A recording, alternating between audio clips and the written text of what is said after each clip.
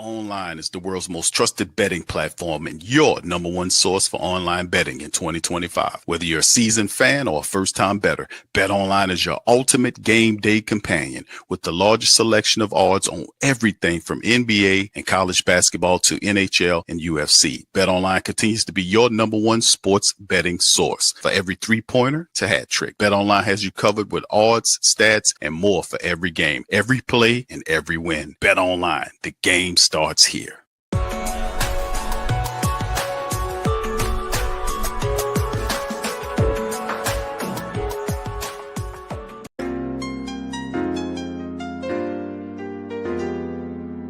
Yeah. Boogie like Benson, I'm a who that. I'm a who that. Long as I'm living, I'm a who that. Lose or winning, I'm a who that. Sports Coma, yeah, this is where we do that. Where we do that, where we do that, where we do that, where we do that, where we do that. Boogie like Benson, I'm a who that. I'm a who that. Sports Coma, this is where we do that. Where we do that. Welcome, welcome, welcome. Somebody please better help. Running this thing like elf. I thank God every day I'm not a felt. Go to YouTube live with Big Q and the guys. If you ain't ride or die, the bandwagon get flipped. Been marching in, that was way for the ring. I was yelling out your shade for the championship. Fucking on town, duck down. Falcons, pluck, get shut down. Panthers ain't much touchdown. The vision really belong to us now. So much hate on the Saints, you could probably tell. Ever since Bounty Gate hit the NFL, when things seem fishy and you probably smell the crooked referees or Roger Goodell. Yeah, running like this and I'm a who that. Every day I'm living, I'm a who that. Lose or winning, I'm a who that. It's the Sports Coma, this is where we do that. Where we do that, where we do that, where we do that, where we do that, where we do that. Boogie like this and I'm a who that. It's the Sports Coma, this is where we do that. You're listening to the Sports Coma with Big Q and the guys. All right. Shoulder injury, he might be done. Is there a chance the Saints now look to move up in the draft to kind of get a younger guy who kind of fit their cap space as well? Do you think that's a possibility, or do you think they're probably going to stay at 9 or even possibly get in on the Aaron Rodgers sweepstakes? All right, we'll hit the Rodgers one first. I would imagine if you're the Saints, first of all, this hurts them cap-wise, if only because it's $40 million allocated to a guy who may not end up playing for you, right? Like, there is a possibility that Derek Carr does not play this season. That is real. That is real. He may have surgery. He has a decision to make. That is all real. What happened? Yeah, wait, how long have we known, Rap? Okay. This has been just being totally honest, this has been a difficult one for me to figure out. Like, I know the status of his shoulder now. He is currently deciding, seeking medical opinions, seeing if he needs to have surgery. I've heard varying views, reports, facts, whatever you want to call it, about when this actually happened. Was it something that he had been dealing with that worsened? Was it something that he hurt when he broke his left hand late in the season, whenever that was, and just still is bothering him? Is it just wear and tear and just can't go forward? Like, just to be totally honest, like, there are a lot of questions that I don't really have right now. And I think the Saints, I believe, knew, but a lot of their players did not know. And so when this news happened, like, I think for a lot of people who either are with the Saints or are closest, we're kind of like, hold on, what? Like, wait, what? Like, that's how this news felt. And so, like, you talk about the impact on the draft, like, pretty real. Like, rarely do you get an injury like this that really does dramatically impact the draft. But if you're the Saints, like, if you were debating, do we take this guy at 9 or take him in the second round, like, might this make you move it forward? I think possibly it could. All right, shout out to the fam. Appreciate y'all for being in the live, man. Welcome. We're now rocking with the Sports Coma with Big Q and the guys, where we have intense, entertaining, educating, and enlightening sport talk from your favorite sports fam. Shout out to the mighty Who That Nation. Appreciate y'all for this Monday stream. A lot of popping stuff going on. And as you just heard from one of the top insiders in the NFL, Mr. Ian Rappaport, talked about some of them answers. He said, and we suspected as much, and Is it any? That's why I've been pivoting to getting Mickey Loomis off this team as a general manager. That made no sense. You're gonna pay this guy. This guy's not gonna throw one ball for you. You gave him all this money. It's absolutely insane to me that this actually went on. It's a laughing stock. The guy is insane. A whole line now, Q. Wow. The guy's insane. He's out of his mind.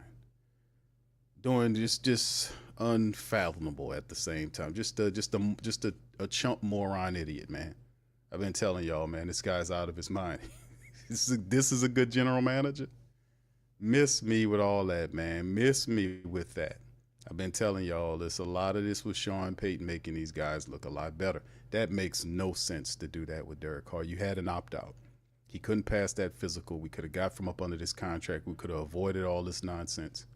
But in the end, this injury occurs. The Saints still give him the guaranteed revenue, or the money rather, and now we pivot to this. It's just bad. It's bad management.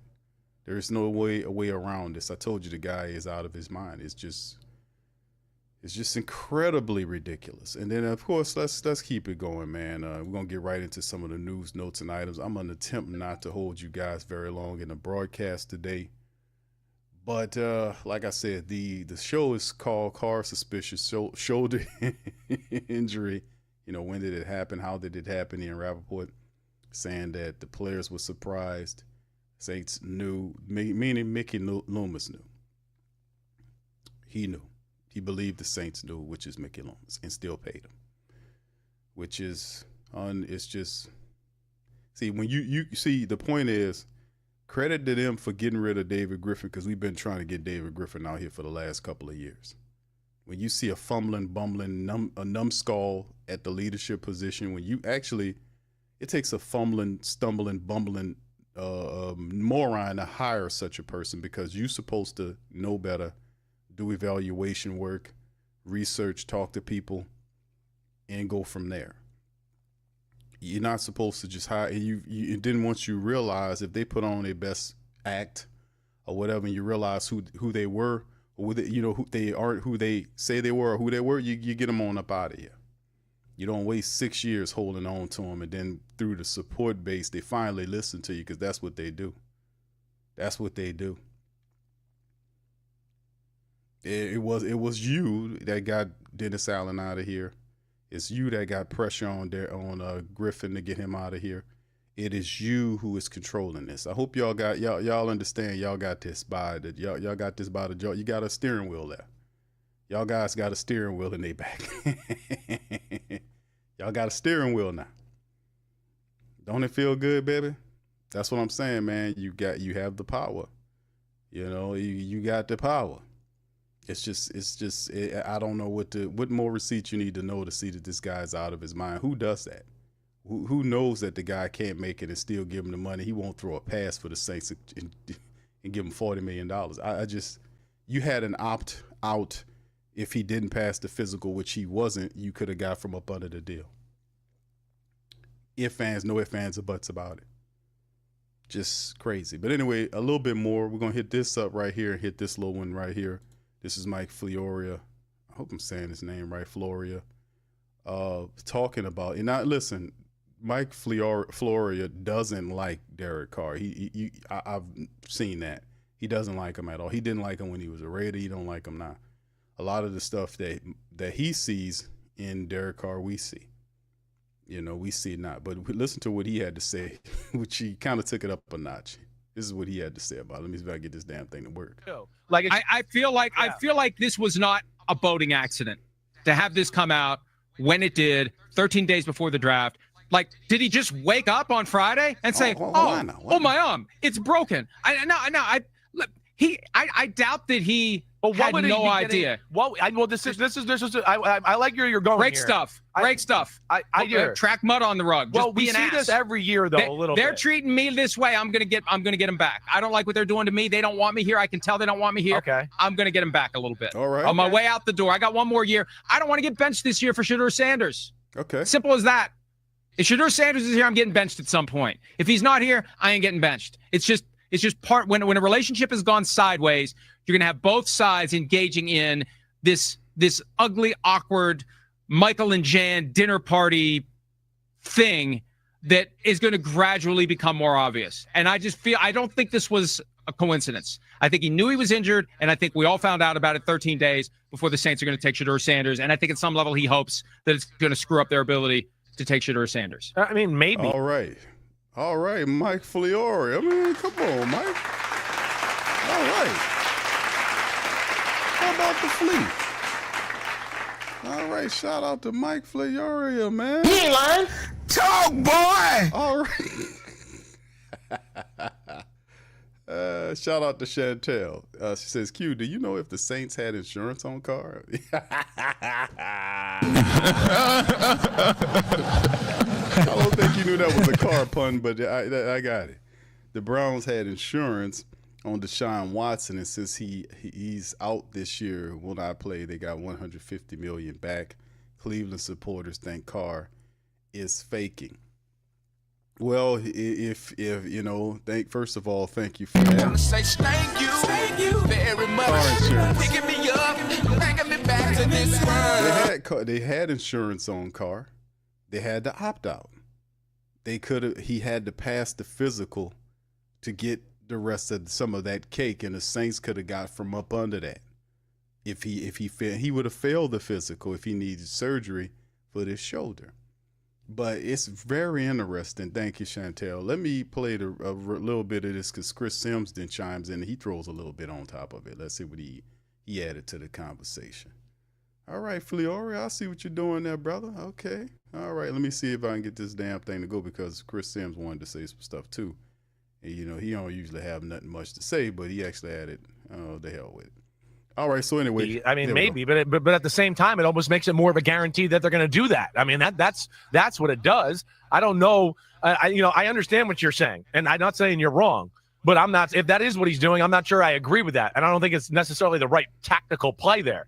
Right? I mean, well, look at it this way, Chris. Yeah. Why would the Saints leak it? It's coming from one of two sources. No, I don't think it's from the team or the player. No, why the hell would the Saints leak it 13 days before I don't think they're leaking it either. I think it's a real thing. I think, unfortunately, it sounds like to me, right? But somebody had to choose to tell Ian Rappaport. Yeah. It was either the agent or it was somebody from the Saints. Well, yeah. And it's somebody. This isn't one of those that you're going to find. He's not digging in a dumpster, as I said last week, shredded paper, piecing it together. This isn't Woodward and Bernstein stuff. Somebody wanted it out there, and they gave it to him. That's how it works. That's how the sausage is made. Well, yeah. So who wanted it out there, the Saints or the player? Well, I don't know, because this is such a big thing that it could just come out either way. Like, oh, wait, the starting quarterback might need shoulder surgery.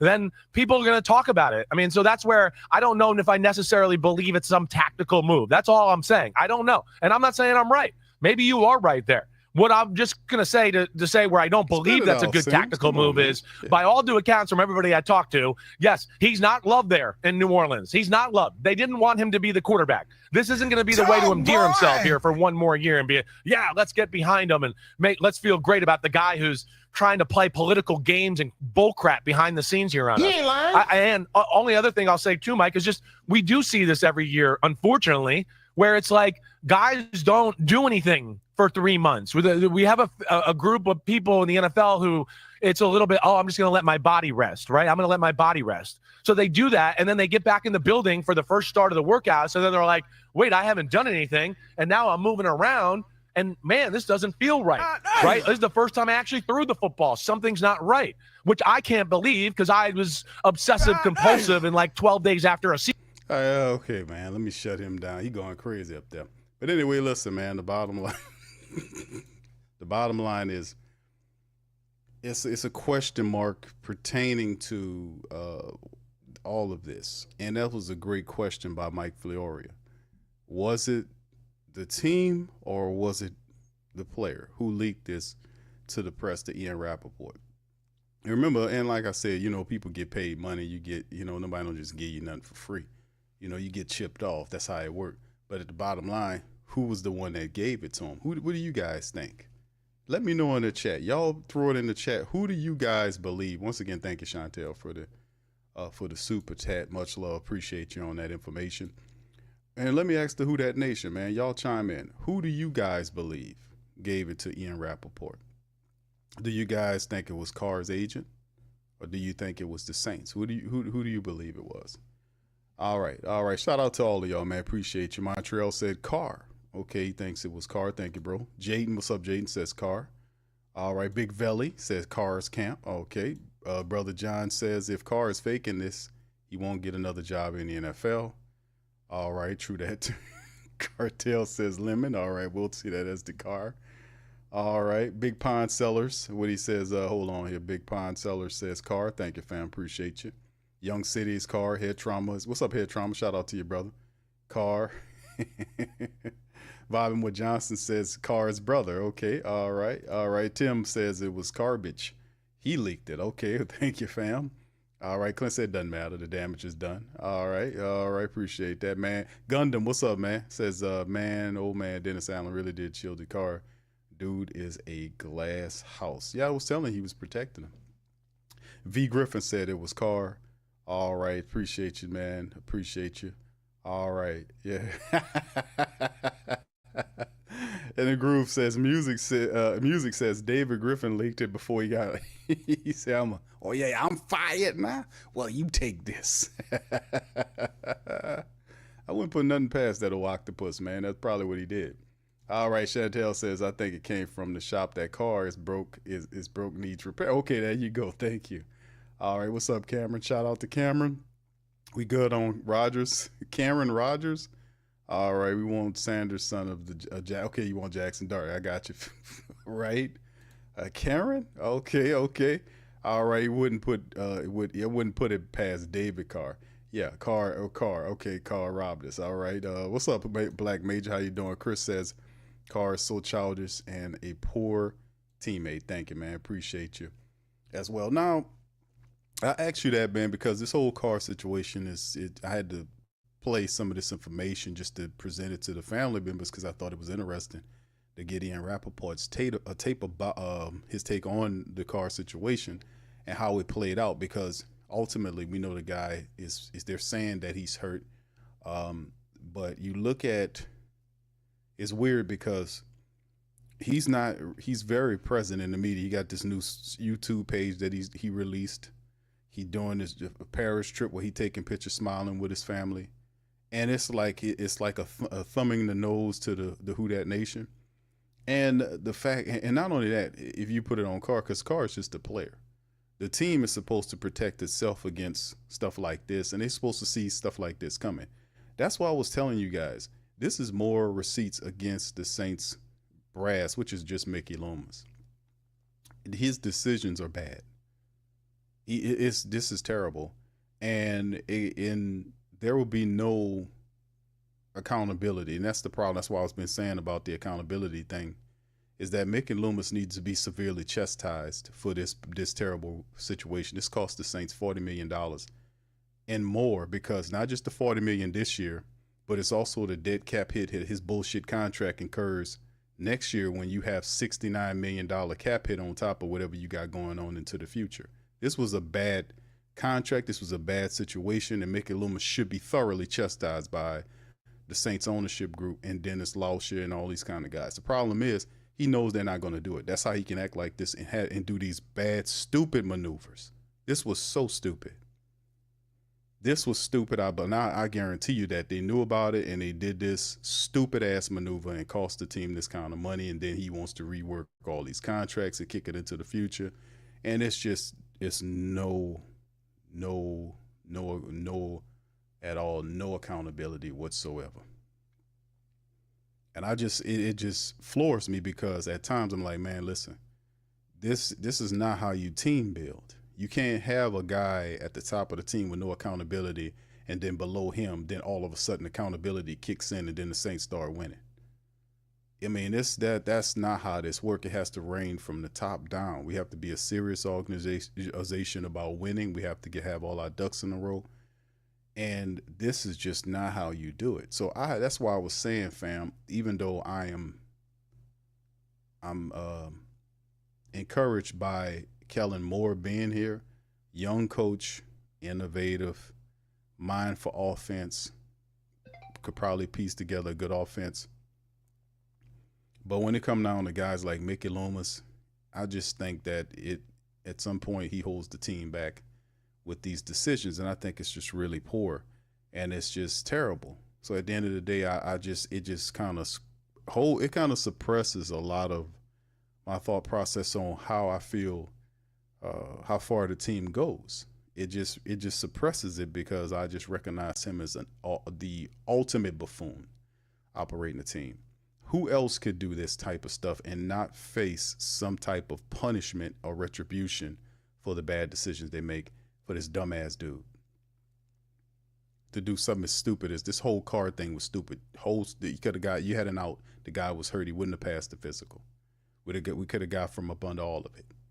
So, I mean, it's just amazing, man. But the card thing is already done. But I'm talking about Mickey Loomis needs to be chastised thoroughly by the brass. Now, we know they won't do it, but I'm just saying what you should do, because this is horrible. This is not how you do it. And that's what, and also for my people out there, I've been telling y'all this, that Mickey Loomis is not as good as what you think he is. A lot of what was happening with the Saints was because of Sean Payton.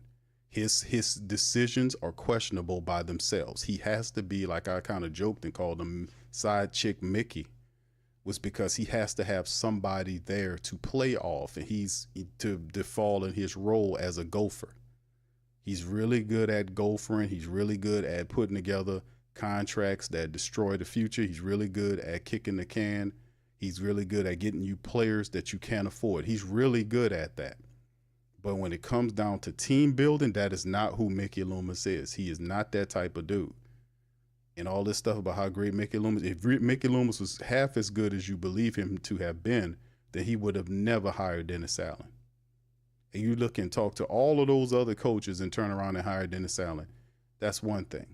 The second thing is he would have never gave him that much room, that much rope to tie himself up, so to speak, and allow him to destroy the team, allow him to backstab players and fracture his own locker room. And Mickey Loomis sits up there and makes excuses and runs interference for him. Smart managers don't do that.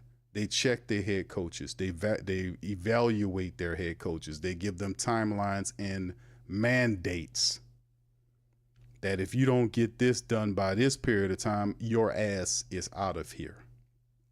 He don't do that. You sitting up here telling them, hey, dumb Mickey, that guy you got there, that possum over there is an idiot. He's a moron. He's a chump. Hold on now. Wait, hold on.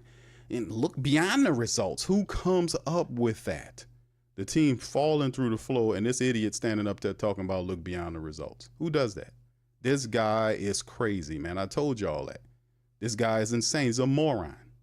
Y'all getting it now? I've been telling you that. You finally getting it? Like I said, Sean Payton took Denver and turned them around in 2 years, and the Saints still tripping over their own feet. They still tripping over their own feet. I mean, you can't make it up. They tripping the Saints. Sean Payton went to Denver. He been there for 2 years, and he turned Denver around in 2 years, and the Saints still tripping over their own feet. It's unbelievable, man. But this is the latest receipt for how incompetent these people are. My God. Lord. And then the cold-blooded part about it is Mickey Loomis will not see one day in Gail's office where she would chastise him and say, Mickey, did you really do that? Did you do? She won't, none of that. And Dennis Lauscher, he just forget about that guy. He don't know shit. I mean, good Lord.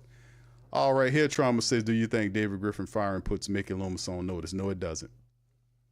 Because many people seen David Griffin as an outsider that they gave him the job to. The Saints right now working on a negotiation to bring Joe Dumars, who's a friend of Mickey, to make him the VP. And like I was telling y'all before, I was talking history on the Pelican Postgame Report about Joe Dumars, who's a native of Louisiana. Joe Dumars was originally who the VP position was set up to be given to. When Tom Benson was alive all those many years ago, they created a vice president of basketball operation because the highest thing the Pels or the Hornets had was a general manager, which was Dale Demps at the time.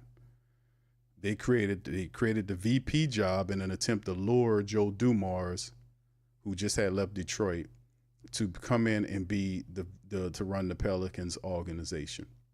Joe is a friend of Mickey Loomis. And when they started talking money, Tom Benson said, no, we're not going to pay you that. And then pivoted to just giving the job. He didn't even go talk to nobody else. He just gave the job to Dale Demps, and then Dale Demps was the VP and GM.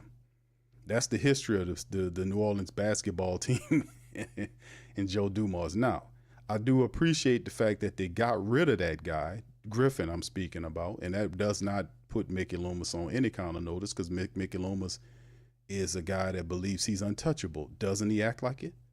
You can give away extra draft picks, because like I told you about the Denver Broncos thing, all Denver asked for was Sean Payton in a trade. The Saints sent a 3rd-round draft pick with Sean Payton to Denver. They didn't ask for that. That was Mickey Loomis giving Sean Payton a draft pick to draft with, to build his team with. Where they do that at? If you friends with the man, wish him luck, bomb or watch, don't give draft capital to him, because we need that to build our team. He did that. Nobody questioned it. I'm sitting up here saying, y'all don't see what he just did? They wasn't asking for that 3rd-round pick. They just wanted Payton. He sent draft capital with Payton to help him build a team. Who does that?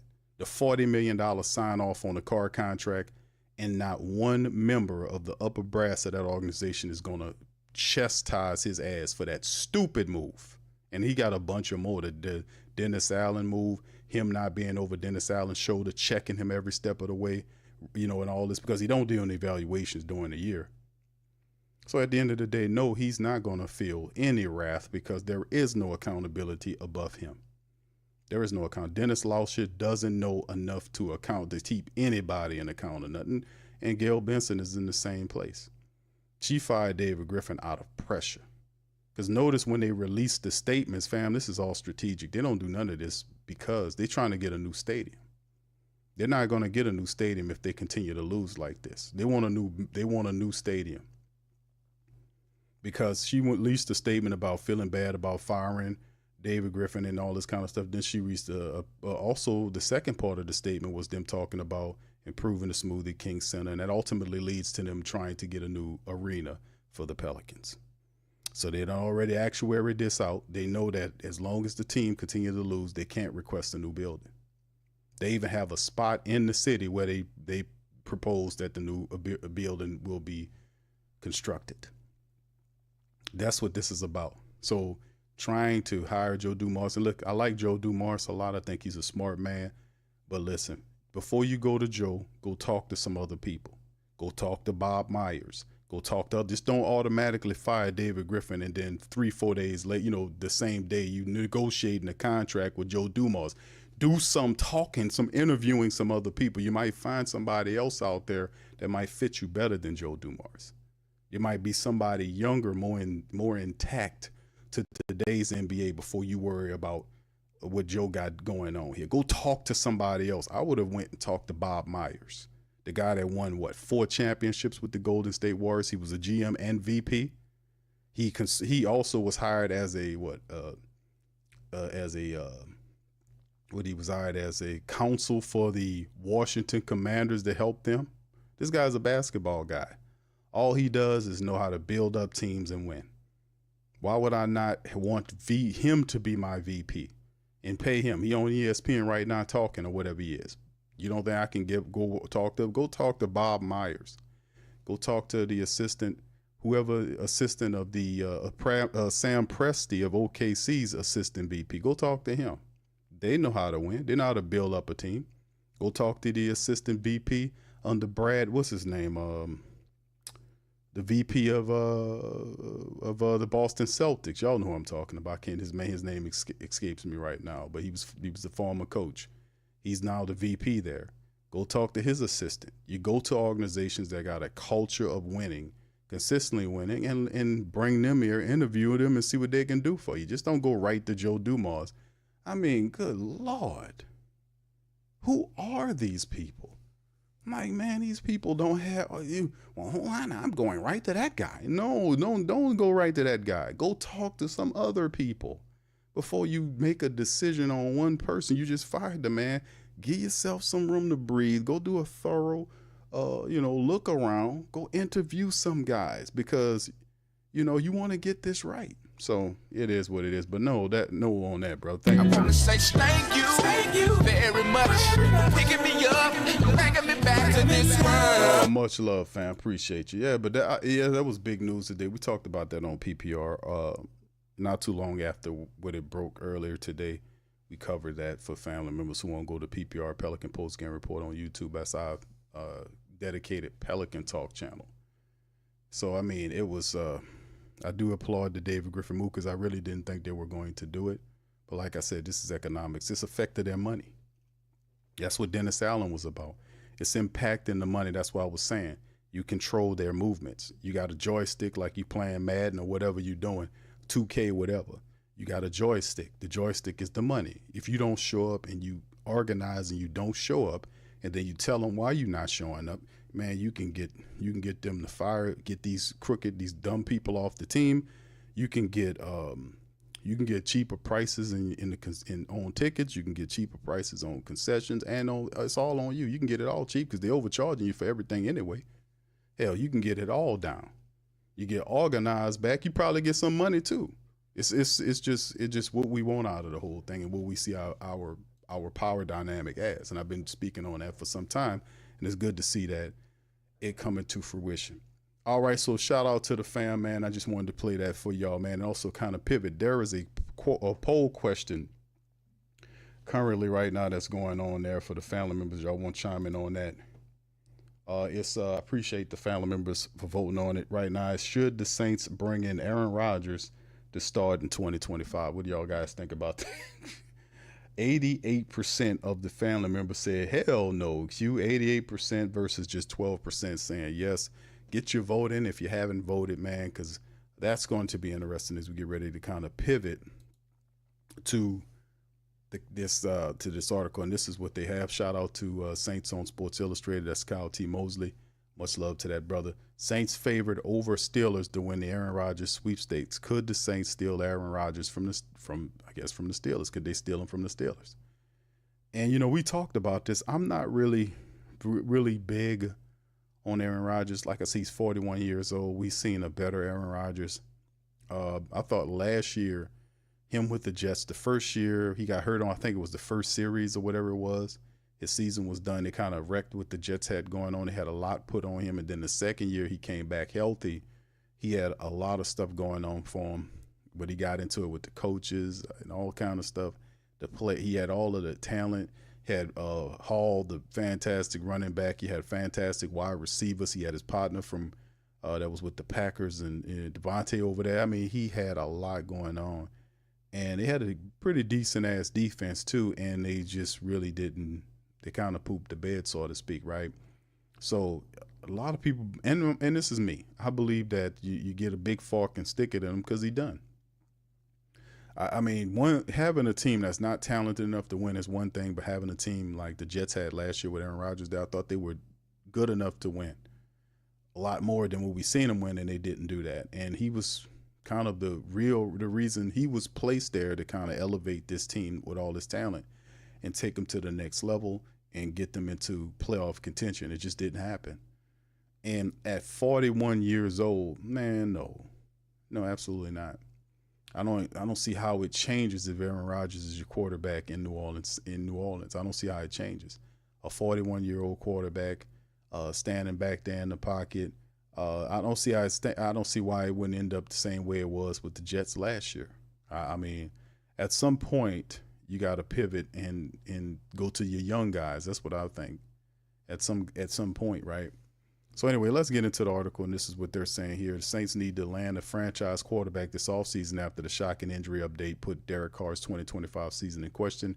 With Carr potentially missing the entire season, the Saints will need to draft or sign at least one signal caller in the coming weeks. The top name on the market is former New York Jets star Aaron Rodgers. Rodgers has long been favored to sign with the Steelers if he opts to play next season, but the Saints could emerge as a real suitor in this sweepstakes. Cody Benjamin of CBS Sports recently gave a few reasons why Rodgers could choose the Saints over the longtime favorite Steelers. Quote, but here's the greatest rub for both Rodgers and the Saints. Unlike the Steelers, the Saints do not play in the AFC North, which includes a pair of justified Super Bowl aspirants and the Baltimore Ravens and Cincinnati Bengals, Benjamin wrote. They play in the NFC South, which over the last 3 seasons have crowned the champion with the final records of 8-9, 9-8, and 10-7. Yes, the Buccaneers have been scrappy, but this isn't exactly the league's treasure trove of powerhouses here. In fact, the NFC South's combined record over the last half decade or so easily puts it among the NFL's worst quartets. He also says the only thing the Saints have over the Steelers in this situation is the fact that the division is much easier to play in. With that said, the Steelers also continuously finish near the top of the AFC North, so it's hard to count them out here. Either way, the Saints have a real chance to land Rodgers if they can put a serious offer on the table in the coming weeks. And like I said, man, I think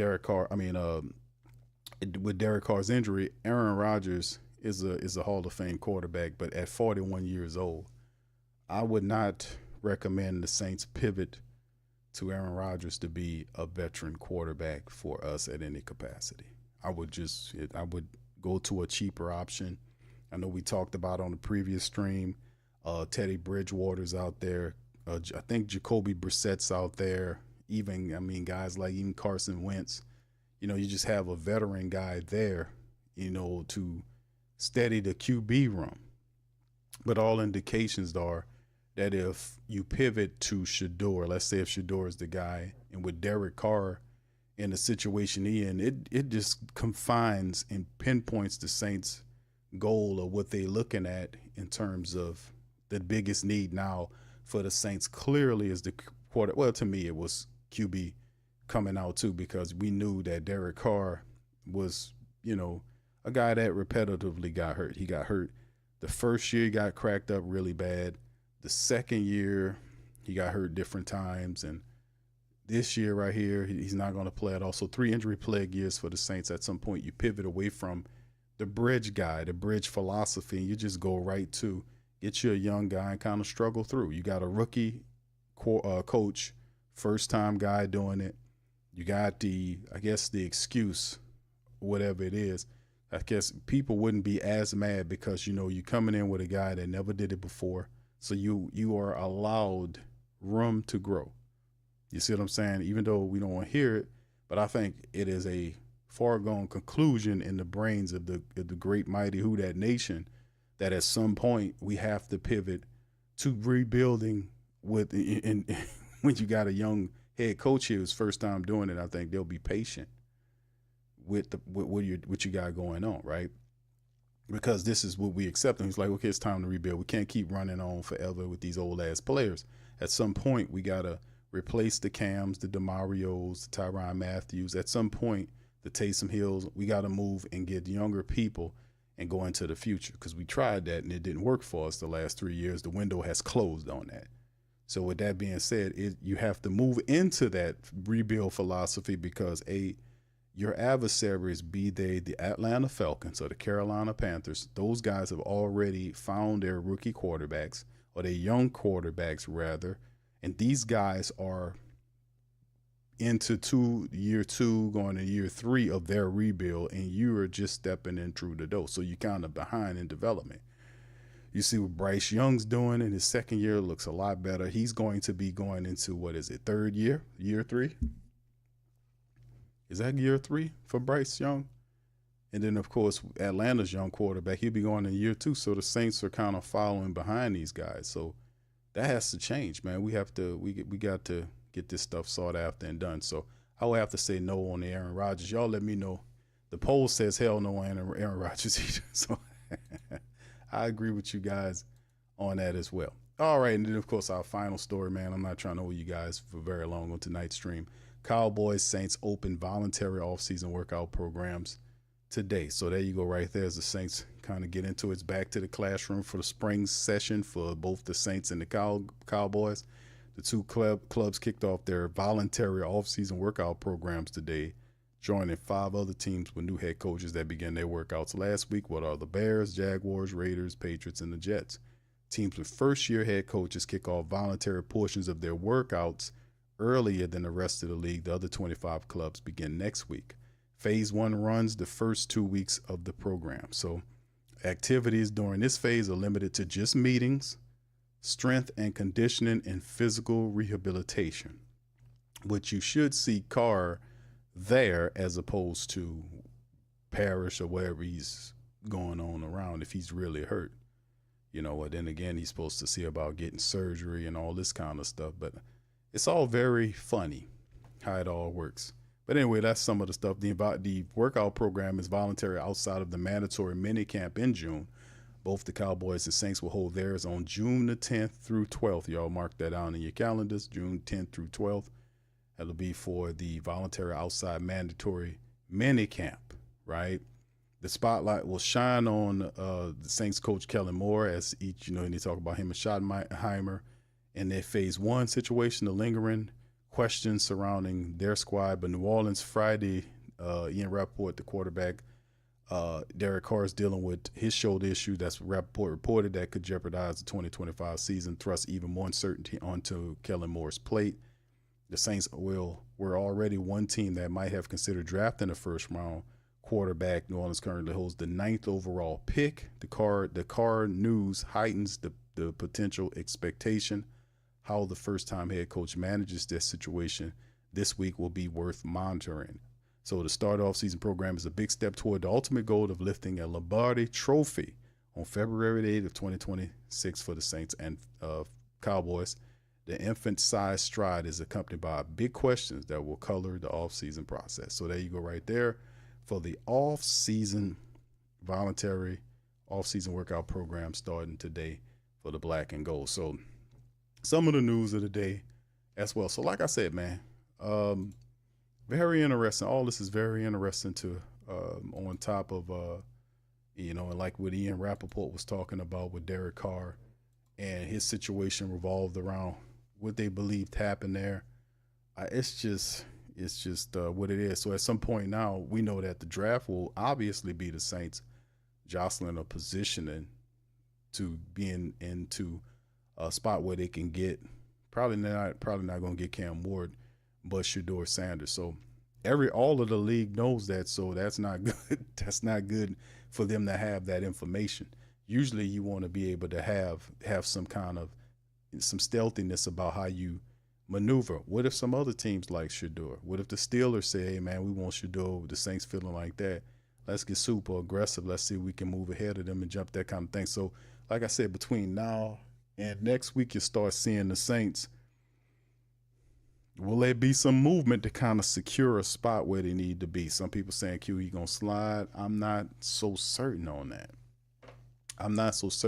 Because they're not giving me a reason why he slid. They're just talking shit about the man. And there's nothing to back it up on. There's nothing he didn't. Like I said, I'm going to stick to it. I'm fair. I hadn't seen nothing to tell me why he hadn't played football in several months. His 4 years worth of tape are impeccable. Now he's not 6'2", he's 6'1.5". Now he don't have a strong arm and he ain't that fat. All this kind of stuff. It's all this stuff. He ain't I played Jason Jones for y'all yesterday. What was it, the other day? He ain't. Some people around the league saying that he's not even the top 15 ranked quarterback. Now some of them saying that he ain't even the first round quarterback. I'm like, what? What are you basing that on? He's not hurt. He hadn't done anything detrimental to his draft stock since the college football season was over with. There's nothing that you can pin on him. He might his pro day wasn't all that, but it wasn't enough to drag him out of the first round. I mean, one of those big beautiful ones, but at the same time he handled his damn business. He handled his business. He made some throws. He made all the throws that he needed to throw. He impressed them on one of the deep balls to the wide receiver. So he's steady and competent. Now they're saying that, man, ain't even a franchise quarterback. When I see that and there's no real putting evidence while you just bottoming him out like that, that's them throwing dirt on him to try to lower his stock. Which, if that works well, if you're the Saints, because you don't have to send capital up to go and get him if he's just going to slide to you there. But at the same time, the Raiders are talking to him. The Raiders set up an interview to talk to Shedeur Sanders. And I know the Raiders got Geno Smith, and they probably end up getting Genty. But at the end of the day, you have to consider that. It can't be a rehashing of the Pat Mahomes situation where Sean Payton was loving on Mahomes, saying he's the best quarterback I ever scouted, and then don't move up to where he needs to be to go get him, and then lets Kansas City jump ahead of him, and then the rest is history. Can't do that. All right, so anyway, fam, let me pivot to you guys. Y'all got any questions? Please feel free to throw them in the chat. I'll be rapping with you guys for a few more minutes. What's up, Backwood? Shout out to your cartel. Much love. Y'all hit the like button for me, please. Mo Better says Loomis needs to be on the same bus with Griffin head out of town. I agree, bro. The accountability thing, man. You can't run a competent organization without having accountability. You just can't do it. You can't having guys walking around like the untouchable. And that's what Mickey Loomis does. He walks around, he can do anything. He just tests the limits of his foolishness by doing the most stupidest and irrational stuff that you can possibly imagine. He just does it and then thumbs his nose at you. Gale says nothing. Lauscher says nothing. And I say, listen, man, you have the power to rip away the general. Just take the general manager job away from him. I don't care about firing him. Just take the general manager position away from him. He's a VP and GM. He don't need both those titles. Just take it away. It's a simple thing. Take the goddamn general manager position away from him. Because really, he don't need that. He like I said, these decisions showing you that he's not it, man. Side chick Mickey. That's right, brother. Side chick Mickey. He ain't the wife. He the side chick. And like I said, I had to apologize to all side chicks everywhere. Let me just say it straight up. I had to apologize to all side chicks everywhere for throwing Mickey Loomis in the group. Let me just put that to you. So I apologize to y'all before y'all get mad. All right? Okay? I love y'all.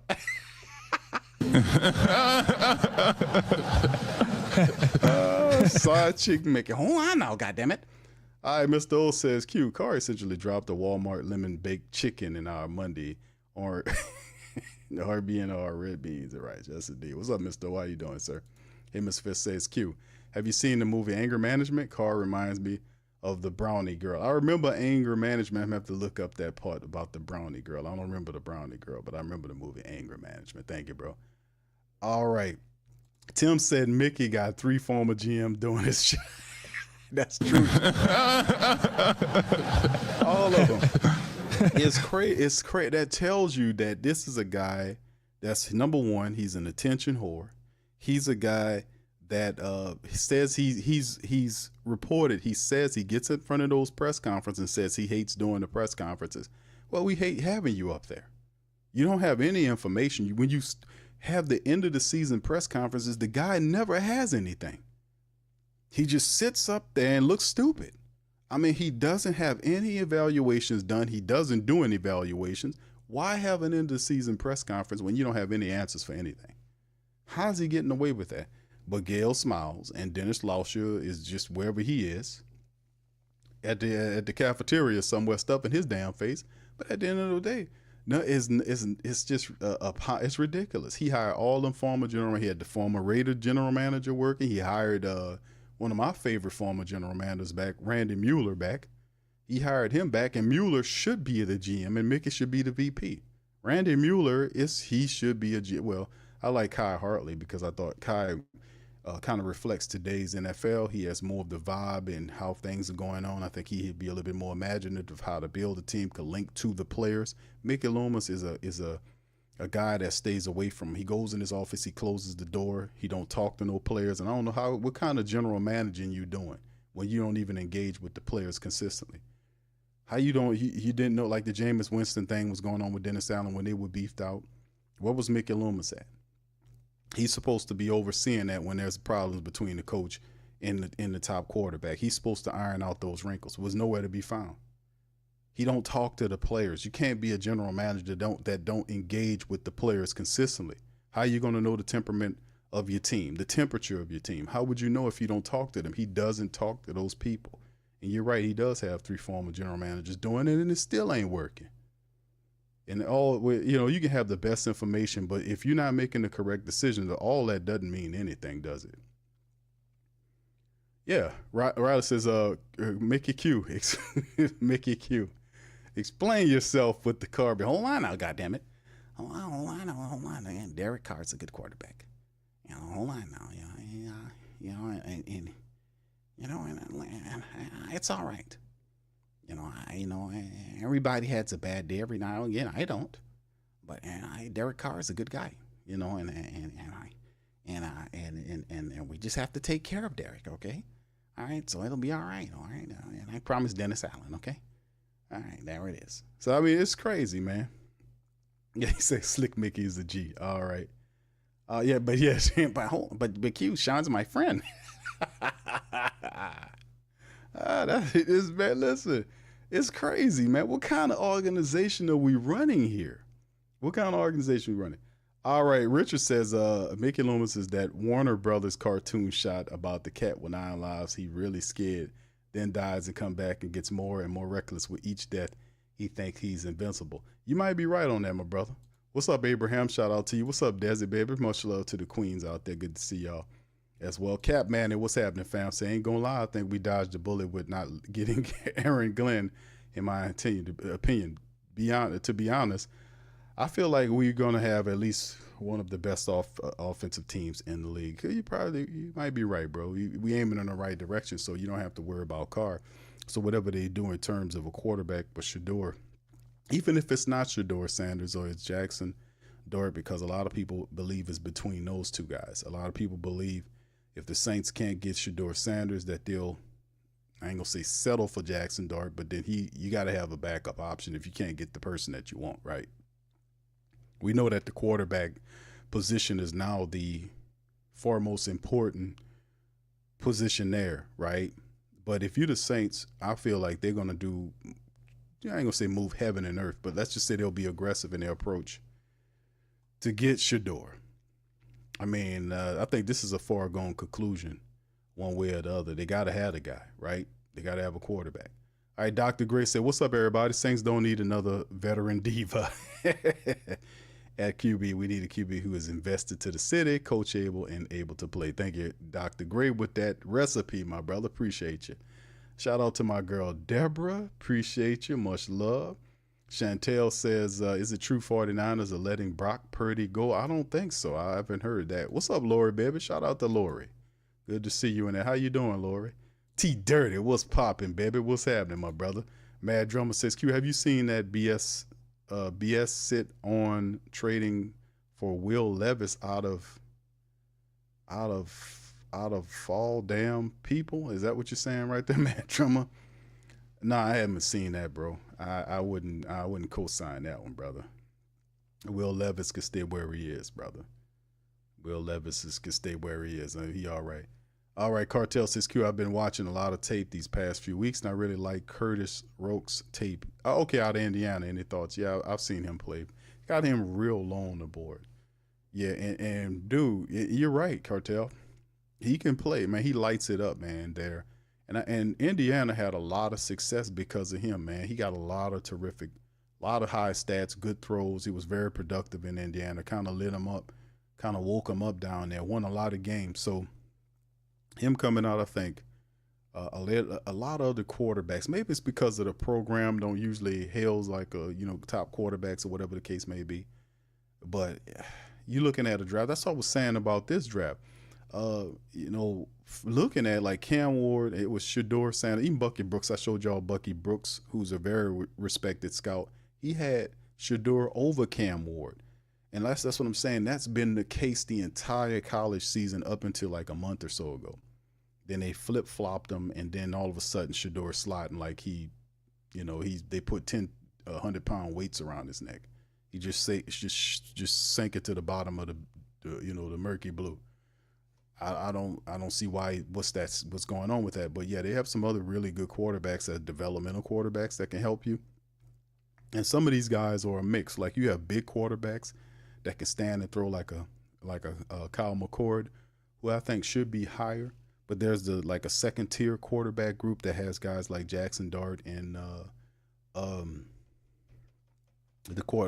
Quinn Ewers from Texas and guys like that. And then there's a third tier group of guys that have a collection of people that are big quarterbacks, like the quarterback from Ohio State. You got Gabriel, the quarterback from Oregon. You can throw guys like Rourke from Indiana. There's guys like also Tyler Shue from Louisville is kind of creeping up into that second tier of people, and I like his game. It's just I haven't seen enough of him. Meaning, he had that one really solid year for Louisville last year, and I haven't seen enough of that. Usually, when you see that happen, you want to see if that's the guy is really who he is. That's why I like when those guys stay in college for like 4 years. You get a larger sample size of who they really are. You can see the maturation in their game. That's why I was really big on what I seen from Cam Ward. That's why I was big on what I seen from Shador.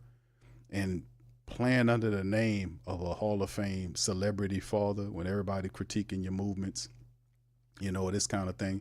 And the kid excelled at the ultimate position in football, the QB position. He thrived at it at a small school for 2 years, then jumped to Colorado with all the glitz and everything that was surrounding him, and he didn't even have a decent offensive line, but he turned in really good stats. That bodes well. So, like I said, man, it's a lot to kind of look at. But like I said, there are several quarterbacks that I like that are considered, like they would consider them developmental quarterbacks, 2 franchise guys, potential starters. Like don't get it mixed. Like you have franchise guys right out the gate, guys can lead your organization, like they'll be the face of the league. And then there's other guys that can come in and eventually develop into solid starters. So you got at least a good group of those that's in this draft. Depending on where they go, they got the talent to ascend. So yeah, I've seen Rourke's tape, and he's pretty decent, man. He got a lot of production there in Indiana. It's just I think he's kind of sunk into that third level of where they have the QBs list. Very interesting. All right, what's up, Bronze? Bobby says, did you see the video Carr posted on IG driving the car, advertising 5 hours ago saying former Raider? No, I did not, man. But I've seen the images of him in on vacation. Listen, man. Some of this stuff, you just don't do this stuff. Like I don't know, this type of stuff just makes people just don't like you. Like you starting a YouTube page about fun, life, and all that with your brother and all that, cool. But consider, what's going on right now. Like number one, he's pondering whether or not to have surgery. That's not, if you need to have surgery or not, right? That's a decision you make lickety split. You don't sit there and go on vacation. Or after I come back from vacation, I'm ponder on it, right? And it just doesn't feel like there is no urgency around the motions that Derek Carr is doing. It's like it's a foregone conclusion, like he's not going to be available for the Saints. And I'm not mad. Me personally, I don't think Derek Carr should be here. I thought when Dennis Allen got fired last year, that's the end of the Carr experiment, because Derek Carr is here because of Dennis Allen. When he got canned and you hired a new coach, the new coach needs to have his own quarterback. That's the whole thing. And the Who Dat Nation and a lot of the top people that was talking about this were right. The man, you're going to bring him in here, let him have his own quarterback. And plus, Derek Carr wouldn't have passed that physical to be able to get that rest of that money. You could have opted out of the contract because he needed to pass a physical to get to the next level. He wouldn't have not been able to pass that physical. The Saints still paid this man, and that's why I was kind of saying about Mickey Loomis. That's not how you do this. And I'm saying this, that he needs to be chastised for that. That's not what you're supposed to do. That is totally wrong. And for him doing that, he's basically thumbing his nose at how a team is properly ran. And that's why I have doubts about the success of the Saints going forward, as long as that idiot moron chump is on top of them. Nobody's going to respect you when you got dumb people like that operating, man. The guy, and you at least strip him of the general manager title. Just take it from him, man. You don't do this kind of business and expect people to have love for you or respect for you. Like I've been took off the rose-colored glasses on Mickey Loomis. When I started doing research on, I'm like, hold on here. And then you see Sean Payton winning, and the people Sean Payton left here couldn't do nothing without him.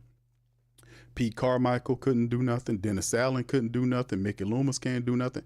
It's been 3 years of football hell because they made bad decisions at the head coach level. They got a non-accountable, backstabbing weasel of a coach over the team and a dumbass general manager VP guy protecting him. Totally looking past all of his vices. And then sits up here brazenly to you and tells you, I don't have any regrets. Dennis Allen is a great coach. Didn't he not say that? Put one in the chat if he said that. What you going to do with that? The guy consistently and thoroughly says the most ridiculous things that you want to hear, but yet he's still some type of way, some VP and general manager of a professional NFL team. He's basically screaming for help and they letting him tear up the team. I mean, it's just, I don't know what to tell you. DJ, what's up, Colorado? How you doing, fam? DJ D Smooth says, what team they can trade up with? What should they offer? Pick swaps, 3. I mean, it depends, bro, because they would have to monitor, and you're talking in terms of Shador, because they got their sights on him. You know, the Saints have, bro, it's a foregone conclusion. They have to have a franchise quarterback that affixes to Kellen Moore. It's not going to be Cam, because Tennessee won't give up the pick, so you might have to go with Cleveland.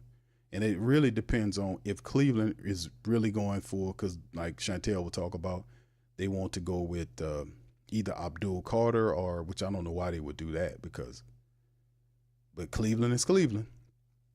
And, Travis Hunter, they like Travis Hunter there. And they figure they can go back around, draft Travis, and then some kind of way move around and move back up into the first round to go and get Sanders. So, I mean, that's some of the talking points that's going on currently. I don't exactly know. You know, I don't know how it's going to play. So that's one of them situations that as a team, you just have to be very mindful of, because you're going to have other teams behind you looking at your door. They're not vocal about it right now. And they never are until you get closer to that draft, and then you're going to start seeing people really shoot at them. Watch how this go. All this shit about the word around the league. They don't like Shador, and they're not really, the vibe on them is lukewarm. You're talking like a week or so before the draft, like a week and a half at the time. That all changes. If he falls to us at 9, I will absolutely love that, because you got to eventually have a franchise quarterback to put with Kellen Moore. They can grow together. That's a very important position. You get your head coach, you get your quarterback that he has faith in, and you guys just have to be patient and allow them to build together.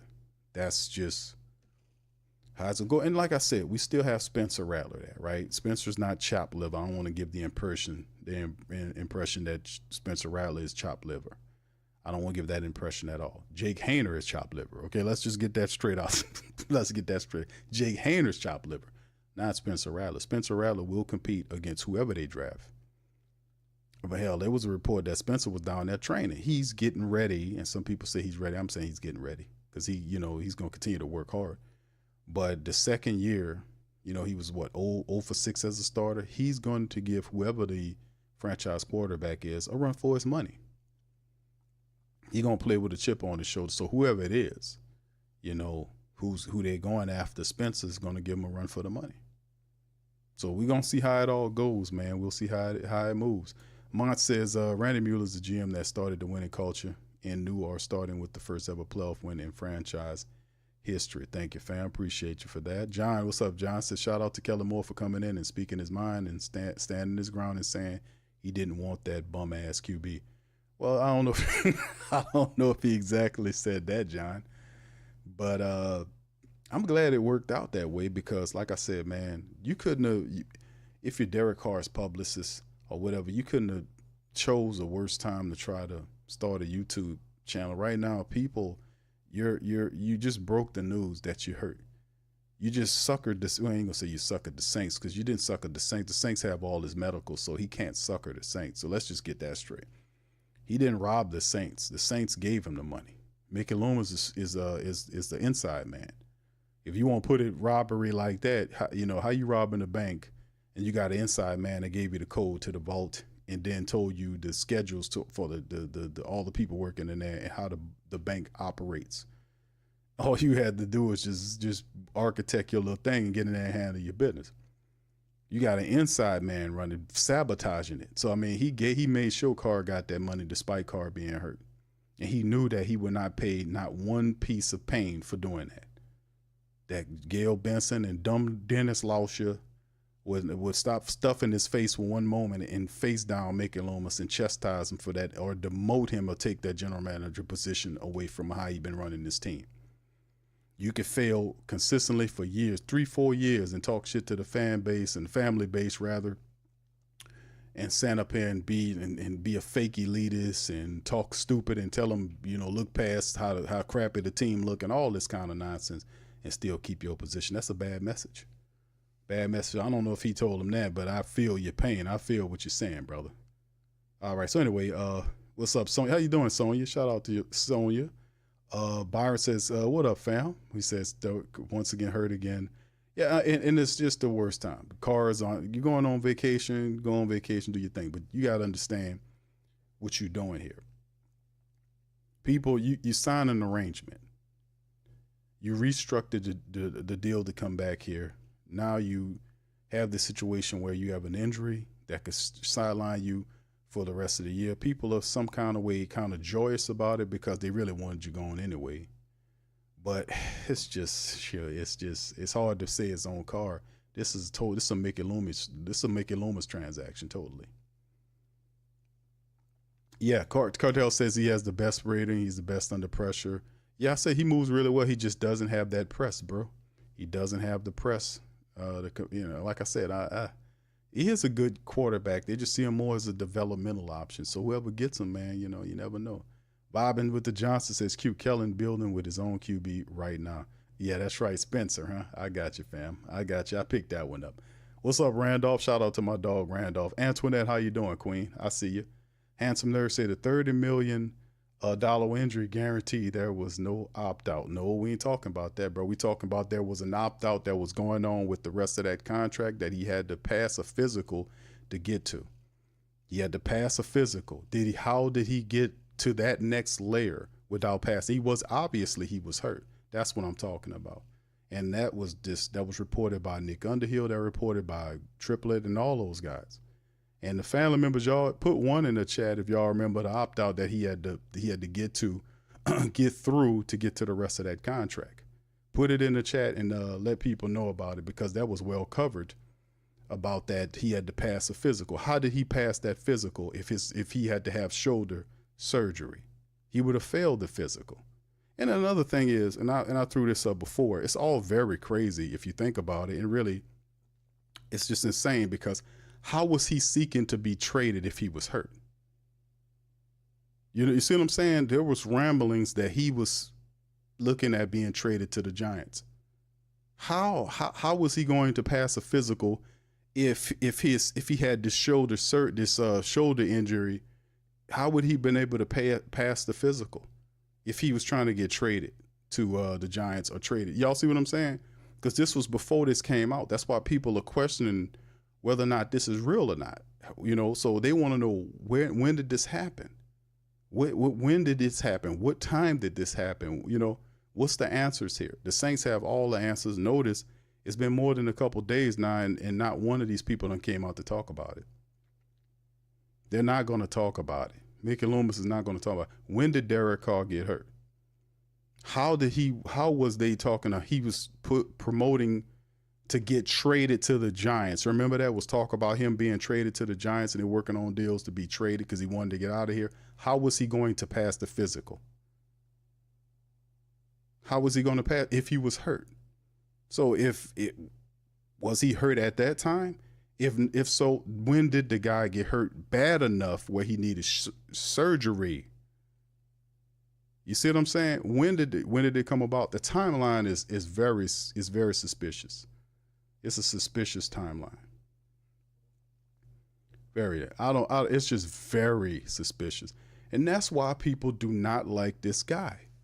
The Who Dat Nation is not wrong, man. The Who Dat, they tried to paint you wrong. They tried to say the Who Dat Nation. They try to give you this thought process like you some person without intelligence, and that you just rabid, and that you just go for anything, and you just don't have a brain in your head about how he just hating on the guy. All this kind, they just do extra stuff to say, oh, that's such a. Me personally, I was saying that the Who Dat Nation, I didn't think the Who Dat Nation really cared that much about him, but there's a great number of people that despise him because how he handling it. Because, man, listen, we seen through all of that stuff.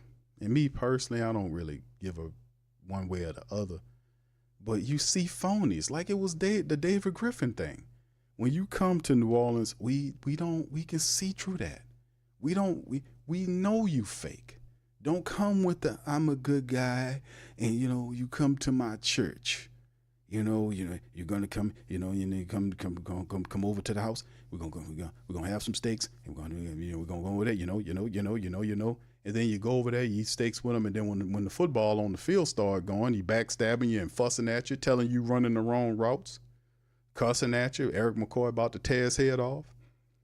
Chris Olave, Rashid Shaheed, don't make a difference. So when you're on the field, you turn like a who wants to hang with somebody that's an angel off the field but a demon on it? That shows something wrong there. So I mean, the hospital ball, the Chris Olave got the worst of that. Derek Carr walked off that goddamn field. He walked off that field. Chris Olave's brother was pissed by that, by the way. He should be. He threw that man up there, and the quarterback's supposed to see all that before he deliver that ball. He's going to throw that ball with safeties around there. You put that ball low and away. You put that ball up there, that goddamn guy didn't even take credit for that until the pressure was on him. Is that your leader? Is that your leader? Mm-mm. So that's the thing. You did all that talking, and that talking, we don't want to hear all that. It was not enough. $150 million for 2 wins above 500 will not win you anything in the city of New Orleans. David Griffin got his walking papers for all that talking, all that word salad. We don't want to hear that. You getting all this money, you come down here and win. This shit's not difficult. You do what you're supposed to do, you'll win. It's when you do all this extra stuff, talking about you studying film and you don't see yourself staring people down. How you studying film and you're not recognizing what you're doing that's tearing up everything. Captain freaking check down over here. Checking the ball down 1,000 times in the game. Man, come on, man. Bro, people see all of that. They're not crazy. People are not crazy. They know what they're looking at. That's the point. They know who you are. They can see through your fake facade, your fakeness. They can see right through it. They're not buying it. They're not buying it. So you can have all of the steak dinners and treat your offensive linemen, all that kind of shit. But we still remember when the moment matters, when you're on the field, who you are and what you do. Remember, the answers is in the building. Y'all remember that one? The answers is in the building. All that losing they was doing was like, man, what's going on? Well, answers is in the building. Put one in the chat if you remember that one. Jeff Duncan asked, said, what are the answers? Well, I can't tell you because the answer's in the building. Then the next week they lose. So, no, bro. No, man. No. All very terrible. Doc54 says, according to Underhill, Carr was pissed about the restructuring. Loomis knew he wanted out. Saints put the ability to restructure without his consent in his contract. Mickey Loomis is like I said, Mickey Loomis is a rash you can't get rid of. That's how I display, and I hate to be so visual with it, but Mickey Loomis is a rash you can't get rid of. That's what it is. And he behaves like it. He knows that he has a bit of untouchableness for him, and really he shouldn't have that. And I just wish that Gil Benson would spank his ass. I really would, like, just say, okay, look, Mickey, we appreciate you for all the service that you do, but we're going to rip this general manager position away from you. We're going to give it to somebody else. That would be huge. It's time. He can't sit up there forever. He's been up there for 20 plus years. It's time to go, man. He told the people last year that he feels like he can be there for another 10 years. I'm like, you can't leave that up to him. You can't leave it up to him to leave when he wants to. No, you got to push him out the door. Sometimes you got to. It's crazy. Brother Randolph says Carr took the money to come play for his boy Dennis Allen. He has never got over being released by the Raiders. Derek Carr is not. This is like I said, it was a bad bet bringing Derek Carr down here. When Dennis Allen left, Carr should have left. Mickey Loomis is the fault of all this family. I know people don't like Derek Carr, and rightfully so. I'm not telling you who you should like and who you shouldn't like. All I'm telling you is the truth. The truth is, this is all on Mickey Loomis. Mickey Loomis could have gotten Carr out of here. He could have paid him off and moved on. We could have did what we needed to do to get this guy out of here and start again. It was him with no imagination and no plans doing this stuff. And, and once again, it's just what it is. They knew. All right, Slim, shout out to you. Says, yeah, Carr the only QB to jump up and smash his own face. Yeah, I call it tongue kissing the turf monster. He was trying to make a play. I give him credit for that. But don't ever leave your feet without a plan on how to touch the ground. You know what I'm saying? Don't leave your feet if you don't know how you're going to land. Now, he jumped up trying to make a play. I don't know why would you try to jump over the head of I don't understand why you would do that. I can respect him trying to make a play, but he it was very comical how he ended up doing that. Randolph said he never embraced the city. Right. Well, the city didn't embrace him because they know fakeness, but we'll give you a shot, right? We'll give you a chance. We ain't that hardcore. Well, we ain't gonna give you a chance. But that's the same thing like with Willie Green. We give you a chance, and if you don't show what you can do, we want you up out of here because we're trying to win something. We're not gonna just get stuck to you. You being a likable person is one thing, being a person that's winning something. You're in a business where you have to win. True or not? Me liking you has nothing to do. That's a plus if you're winning, but if you're losing, the likeness won't stop me from firing you. You see what I'm saying? I cannot have you here if you're not winning. That's how I view it. So being a cool person and all this stuff is one thing. It's a plus when we winning, but it won't stop me from getting you on out the door if we lose. And that's how you got to be. That's how it is in the competitive professional sports world, right? Look, all the ones in the chat. Thank y'all. What's up, St. Doug? Shout out to you. All right. Rich, what's up, brother? Says they bend over backwards for Carl, but F over Jameis privileges the MFQ. I got you, bro. Thank you for that. Appreciate you. Say thank you very much. Picking me up, bringing me back to this world. I just think it's really comical that the Saints spent all this money on Derek Carr. It'll be all this money they spent for Derek Carr. And what was his record? Hold on, let me pull up Derek. What is Derek Carr's record as a Saints quarterback? It's just ridiculous.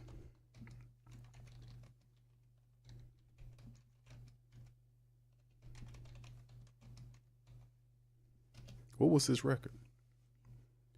Derek Carr's record with the Saints is 14-13. He started 27 of 68 possible games on his contract with the Saints. It spent $150 million for that.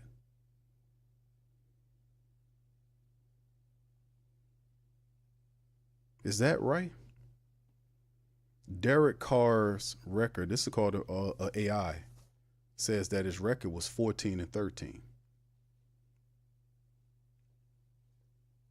That's 14-13, $150 million, 27 of 68 possible games for the Saints.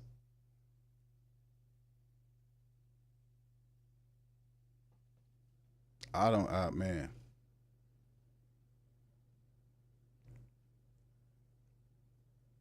Is that right?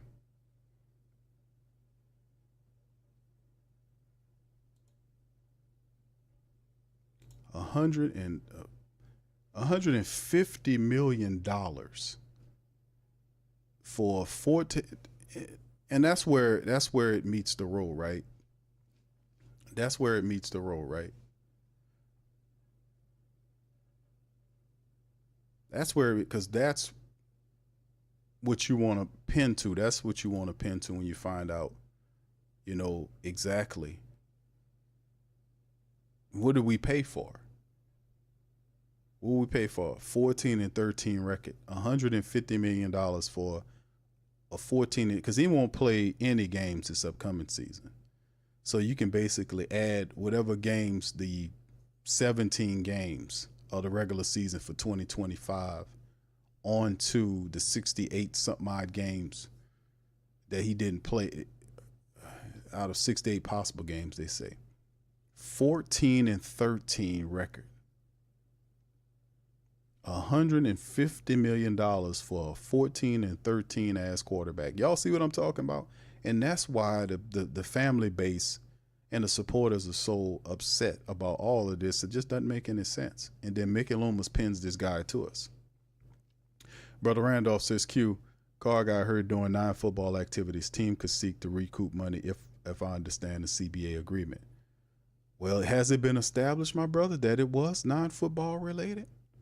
Because based on the research, and you might have heard something I haven't heard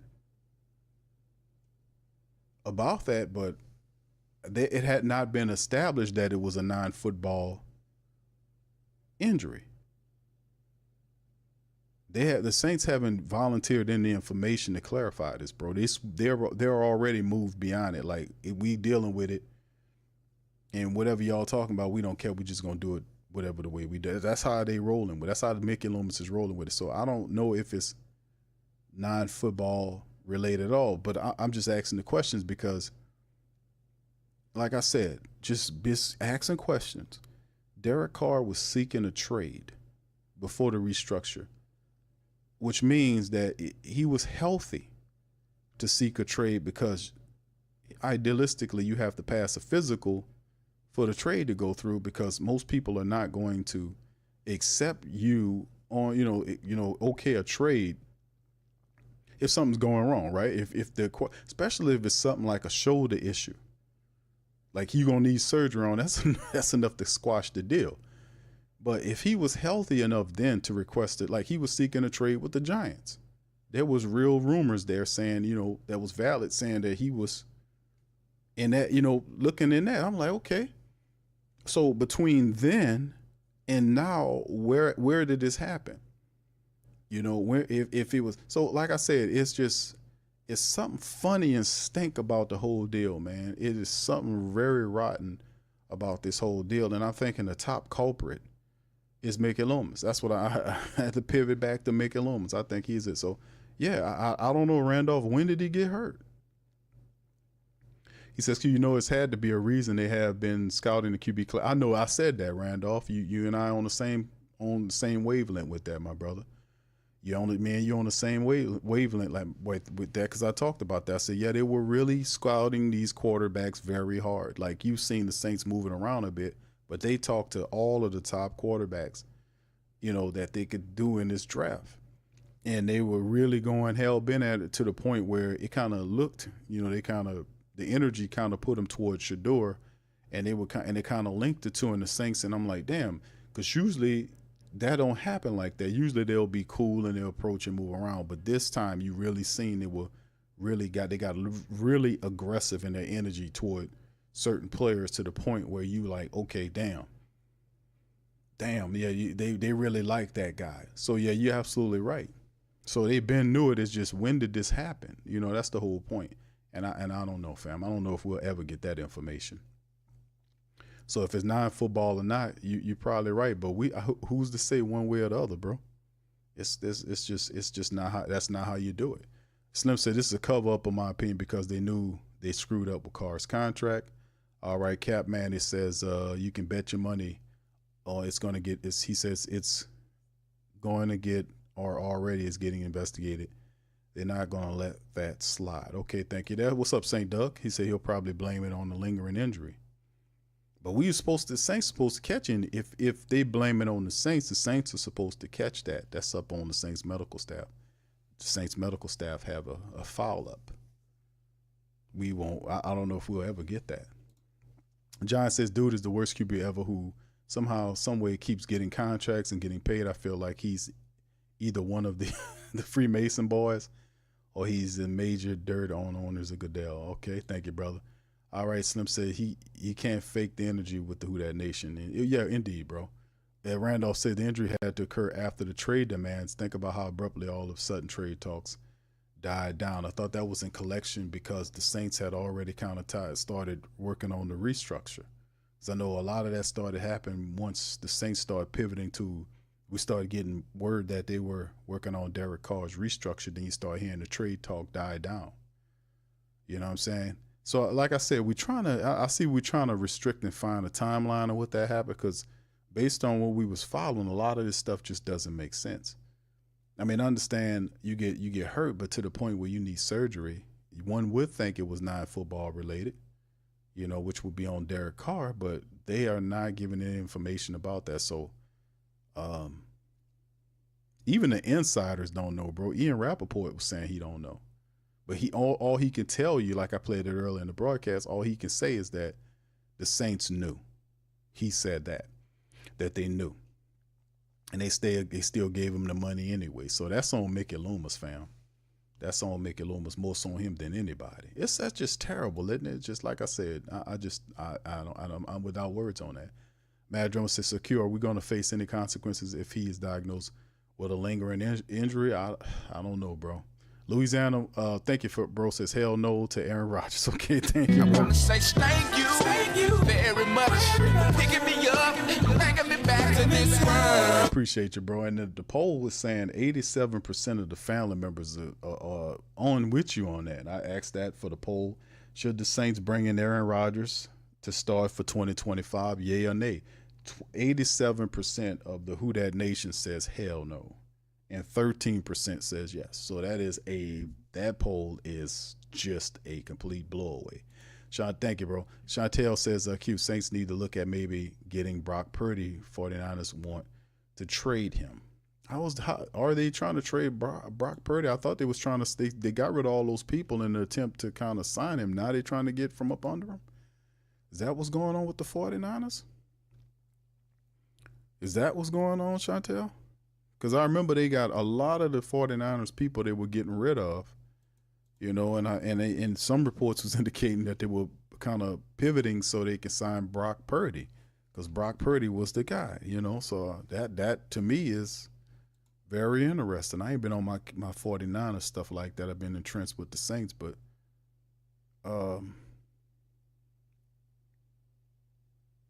that's, I don't know. Yeah, I don't know. I'm going to have to look into it.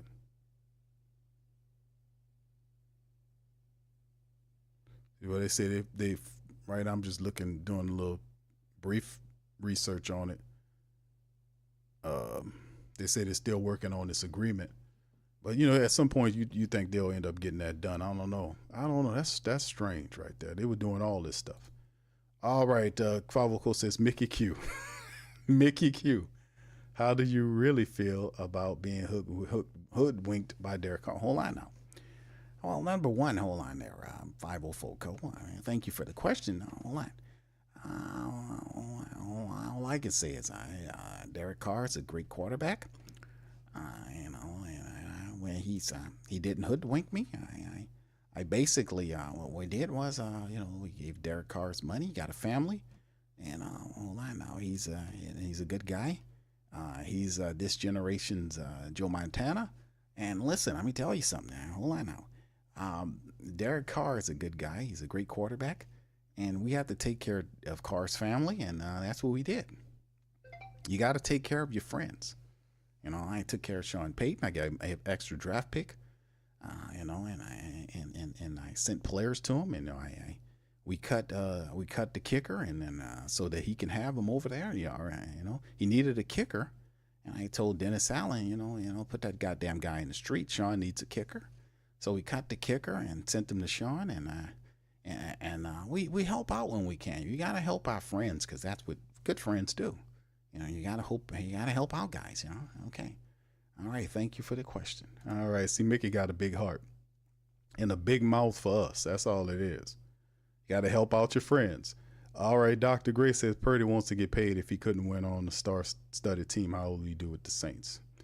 Is he a system quarterback? I mean, he's perfect for what Shanahan does. He has that system down packed. He doesn't have a big arm, but he's accurate with the ball. He's smart. You know, he's been having some issues with his injury stuff, but boy, if Derek Carr can get $150 million for winning 14 and 13 with the Saints in 2 years, then why not give Brock Purdy what he's second $170 million for what he's done? Man, anything is possible when you can give Derek Carr $150+ million for 14 and 13 record over 2 years.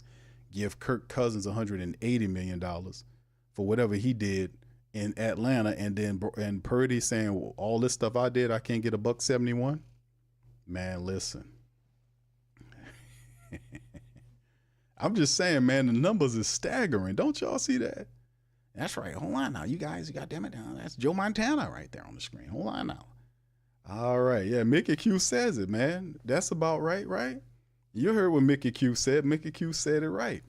Hold on now. You got to help your friends. You know, y'all forgot about that, him cutting the kicker, Will Lutz. People are like, what? It worked out because Group A is turned into a good young kicker, but people, I was like in my feelings about that, man. You don't give away a good kicker like that. And that guy went there, he kicking the hell out the ball over there in Denver. Hold on, Sean needed that kicker. We had to, hold on now, we had to get him. Listen, and you know, and we had to take care of Sean. Yeah, and he's my friend, you know, and goddamn it. And you know, and that's about the size of it right there. Okay, thank you, Mickey. Appreciate it, man. And Mickey, no, ain't nothing gonna happen. Hey, Mickey Q, is Gail gonna do anything to you? Hell no. Hold on now. Hold on, I got her. Listen here, let me tell you something. I don't want to sound like a player or anything, you know, but hold on. Listen, I got this, baby. Hold on, you know, I'm not gonna pop my collar. Well, let me tell you something, baby. I got this. Oh yeah, he got it. All right, Mickey Loomis, he definitely got it. He got it. I'm just going that sounds about right. Yeah, that's about it. All right, man. Linda, what's up? Linda says 26 players on the Saints are the worst player in the NFL. Mostly on defense, released 26 players. It's dragging down the team. Thank you. Appreciate you. All right. Appreciate you on that. All right. 546Q. He got the family generation Joe Montana. Oh, yeah. He's General Joe Montana. Oh, yeah. That's what he would say, man. Crazy, man. That guy's out of his mind. St. Doug says, Q, you won't have to do the car impression. Oh, no more car impressions, bro. That just pissed people off now. It's just amazing, man. It's amazing. Q said, my mom had been working on Oshner Health in Shreveport, Louisiana for 25 years. She says it's a difference between LSU Hospital and Oshner Health. Oh, yeah. Well, you know, and listen, man, my mother worked for years for Oshner Hospital in New Orleans. Now, the sports medicine side of it is what we aim at, you know, in terms of, because they got some good stuff, and many people rely on Oshner Hospital for their health care and stuff like that. But it's the sports medicine side that's attached to the Saints and Pelicans that they have to reevaluate, which is suspect because of Dennis Lausch's connection to Oshner Hospital. He's on the board of directors. How's that work?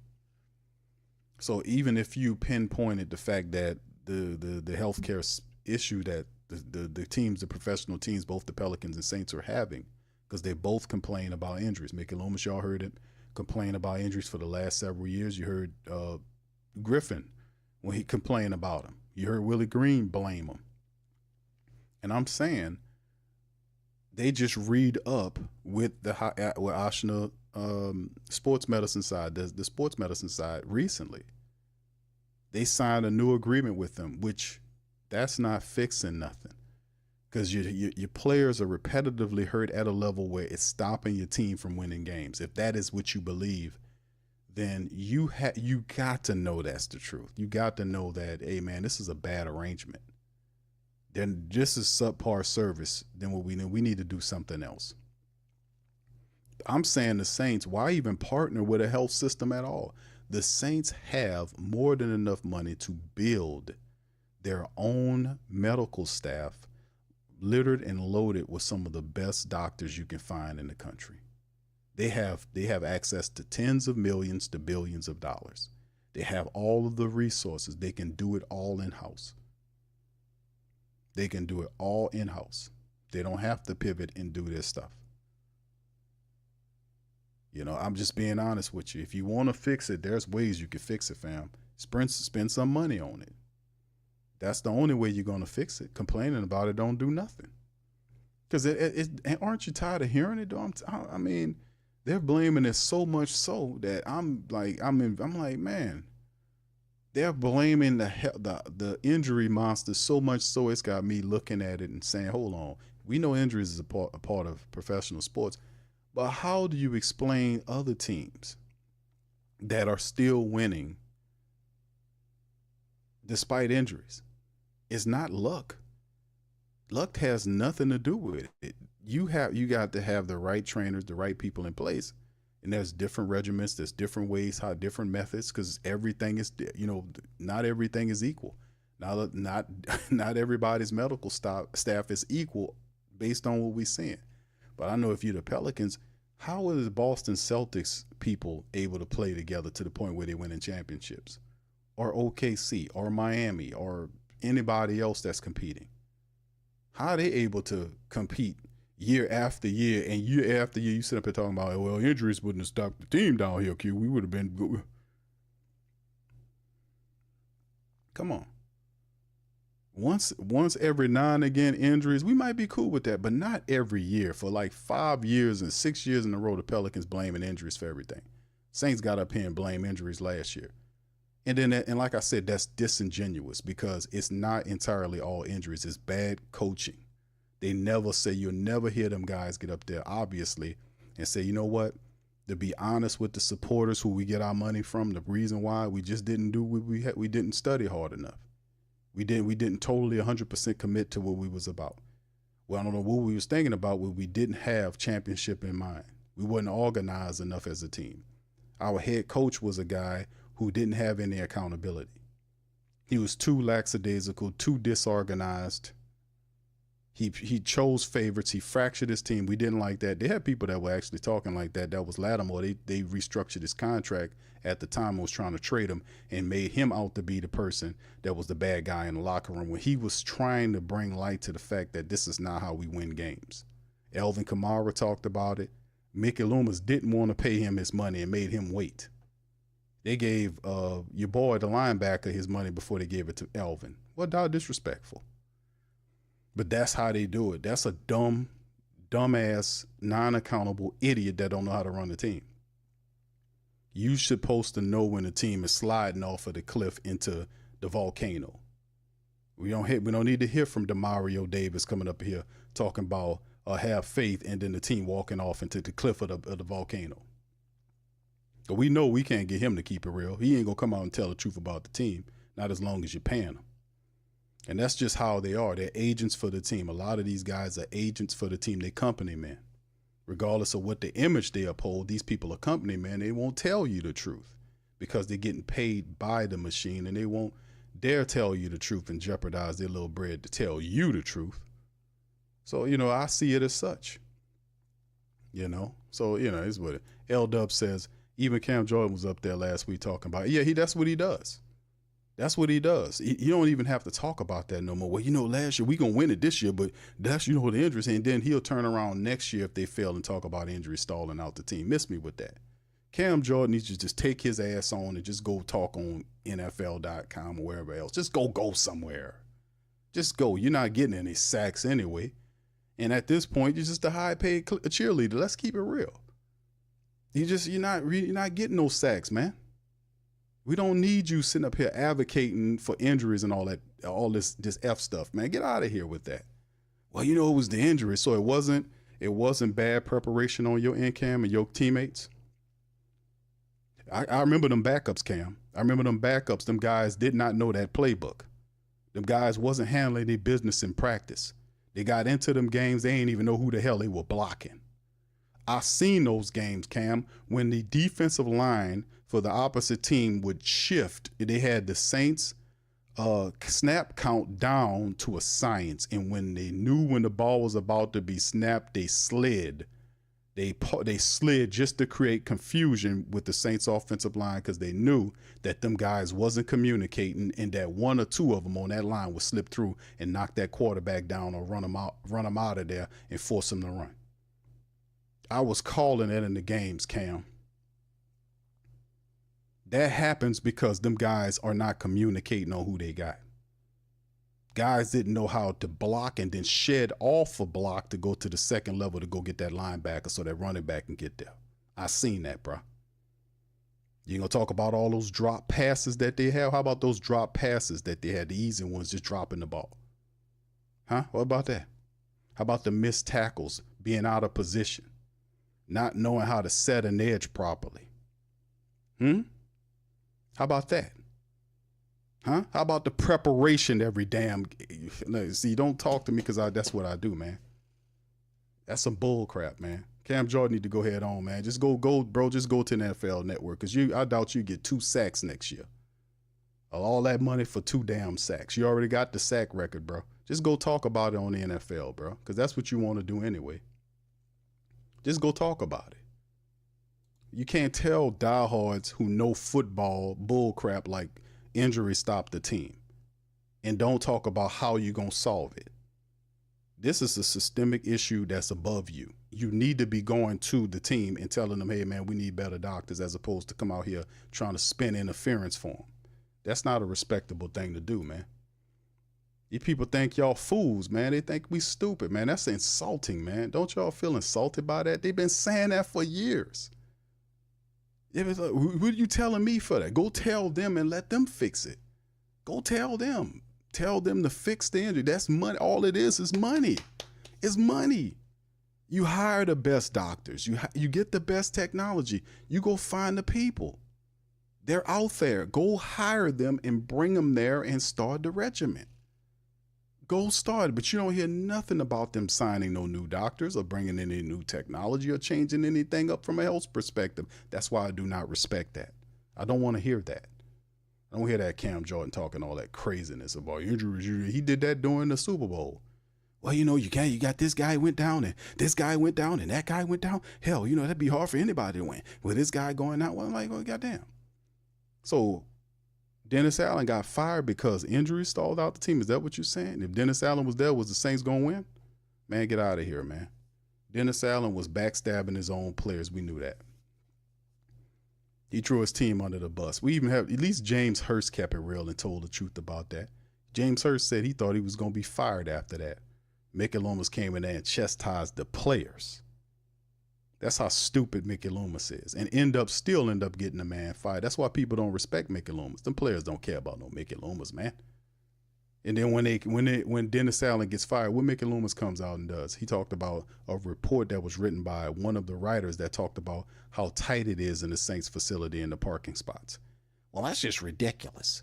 Guys leaving because they can't park their cars. So you passed over, order to get to that section, he had to pass over all the other stuff that they wrote about the disciplinarian problems, the issues, people not trusting Dennis Allen, him backstabbing people. He passed up all of that and talked about parking space, which I've been there more than I can count, and I'm telling you that's the truth. It's tight in there because they got Saints people in there and they got Pelicans people. The Saints building is in the front. They just built the cafeteria, and when you come through there, you look straight at it. They got the building there. Behind that is the cafeteria they just built, and then behind that is the Pelicans building. And it is tight in there. You go around there, it is tight. You got people, trainers, and they got about 100 people that work in there that don't play no. They just work in the building. They work in the media department, all this kind of stuff. It is tight in there. People who've been there, I've been there more times than I can count, and I'm telling you, it's tight in there. It is difficult to park in there. It's a tight space because they're trying to fit all this stuff in together. You got the Saints and Pelican people in there at the same time. It is tight in there. Yeah, I went up in there. I remember seeing Jose Alvarado. He was parked. He had to move his goddamn car out the way to let a delivery man through. I'm like, damn, is that how this works? Bro, man, miss me with that, man. He might be not tight to him because he could just pull his ass up in the front right there and walk up in there, but he don't care about the rest of them. Man, you can't tell me nothing about these people, man. I know all about these people, man. Come on, bro. Talk to somebody that don't have no sense, man. Go play with somebody else, man. All right, let me say this and then I'm get ready to go. Mine says Cam Jordan, DeMario wasn't even a part of the Super Bowl team. We ain't trying to hear nothing they talking about.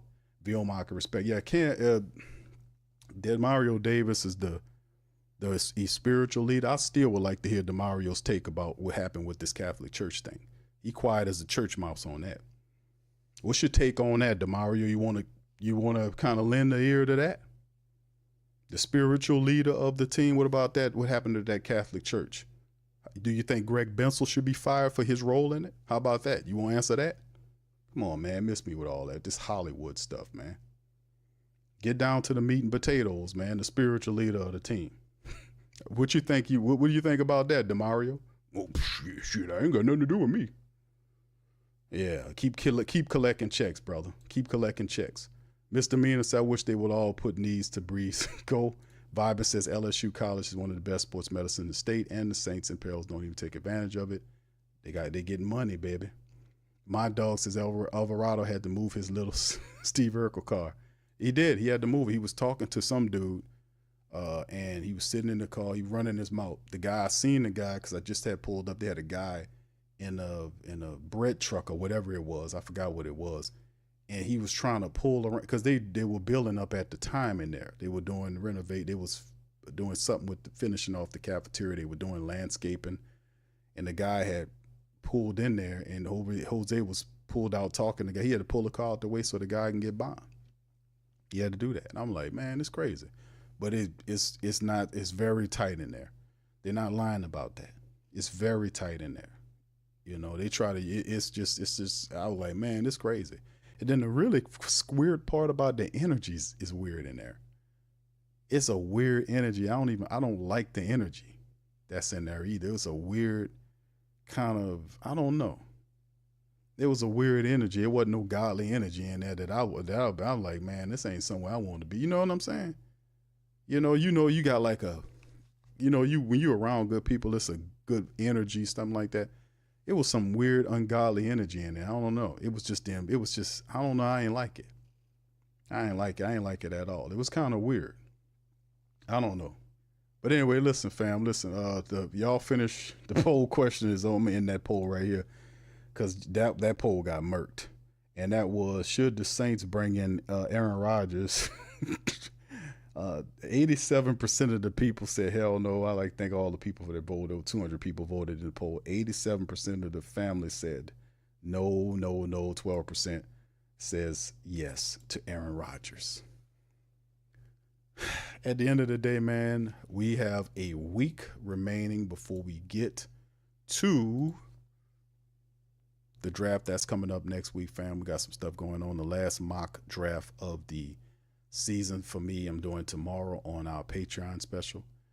And like I said, man, it has gotten to the point now where Shedeur Sanders is obviously going to be the guy to say. Now, whether they get him a fam, I have absolutely no idea. I know they're going to try to see if they can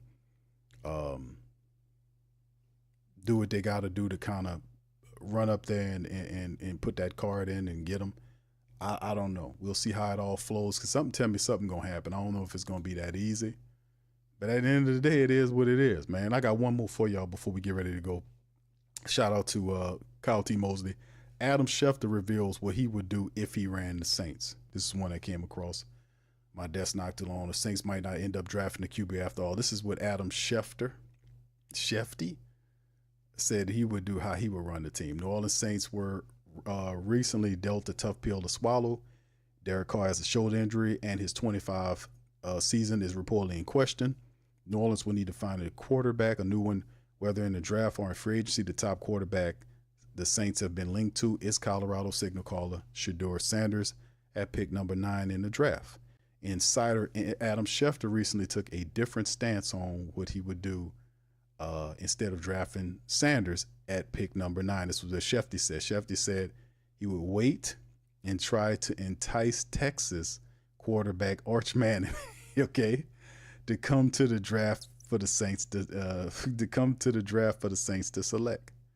Now, that's just y'all let me know how y'all feel about it. But he says, quote, I even had one football executive say that the best thing the Saints can do right now and they would disagree with this, New Orleans, it was just a suggestion from another team, but the best thing they can do is this tank this year and see if they can entice Arch Manning to come out after next year to come back in and play quarterback for New Orleans. Schefter said. Now we're getting way ahead of ourselves, but it's fun to speculate this time of the year where we're going over scenarios like this. The decision completely revolves around whether or not the Saints are in love with Sanders as a prospect. Schefter's idea of passing on Sanders makes a lot of sense if New Orleans isn't in love with him. Manning hasn't shown much at the college level just yet, but he looks to be a top of the first round, top of the round first round prospect. Even then, passing on Sanders would be a huge risk because the Saints can't guarantee having first overall pick next year. That's the point, right? Now, New Orleans is in a very tough spot if they need to draft a quarterback at some point this offseason, whether it's Sanders at the top of the first round or a lottery ticket prospect in the 6th or 7th round, right? So let me ask you guys this. What do you think about this? Because somebody mentioned it to me before about Arch Manning.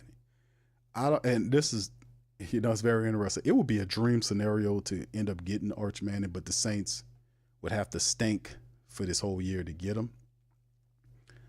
And I don't think it will work because two things have to happen. The Saints have to be really bad to get him to line up in the draft to be eligible to get him, and he would have to come out next year to be lined up. The point is, I don't think Arch Manning comes out next year.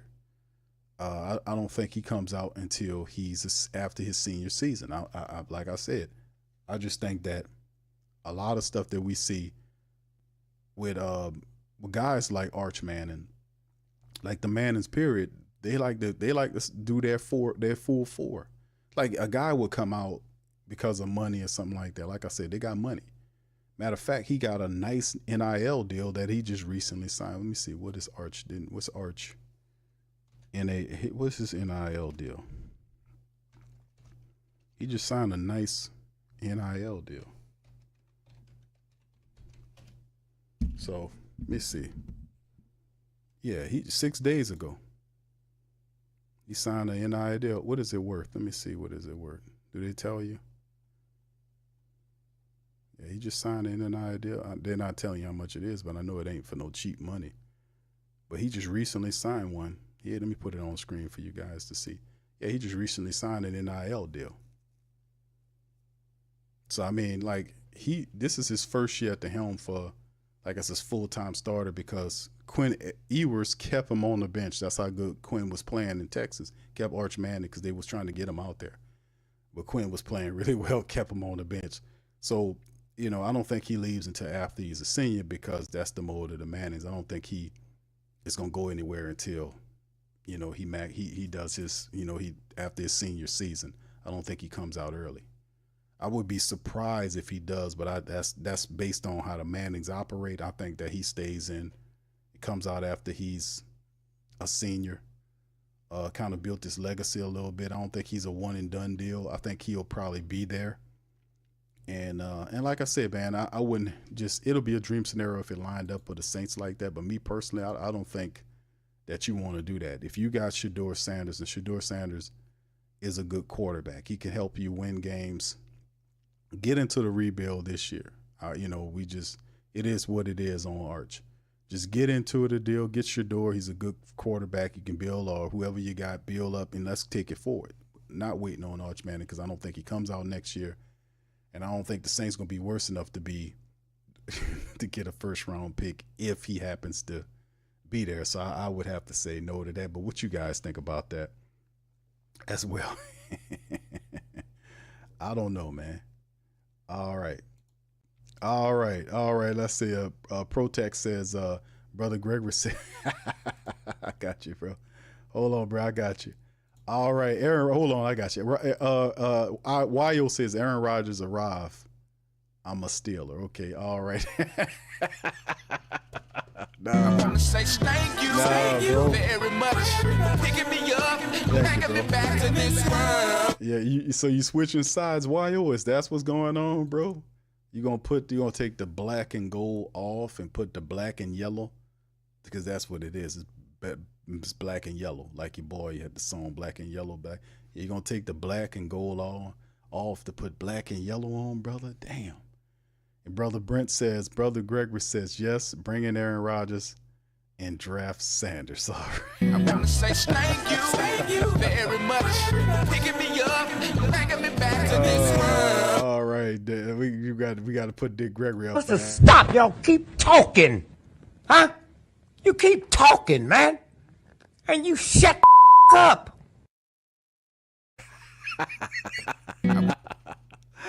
Oh, man, Dick Gregory, man. Shout out to Dick Gregory, man. All right, appreciate you, brother Brent, for that, man. Much love to y'all, man. Appreciate y'all on the super chat tip. Much love to the fam. All right, so on the Arch Manning thing, man, let me give y'all some chance to respond to that, man. All right, Backwoods says draft Sanders at 9. He'll be there. All right, yeah. All right, Sean says, no, we got to watch for them trading back with another team who wants QB to keep him away from us. Okay, all right, good response. Shazam says, tell the Saints to sign Arch to an NIL deal. Okay, that's one way to get him attached to you. Steve says, how can anyone put Manning over Will Howard? Ridiculous. Bro, it's the pedigree. That's how they do it, Steve. You know, Will Howard from Ohio State won a championship this past year. And he had a solid season. Like I said, man, there's like 7 really good quarterbacks who are seen as prospect quarterbacks who had phenomenal numbers. Like you talk about guys like Shue from Louisville, had solid numbers, great numbers. Will Howard had solid numbers. Gabriel from Oregon had solid, but he played, the thing about Dylan Gabriel, he was there for he was in college ball like 5 or 6 years. I think he had like 5 or 6. He did like a Bo Nix thing.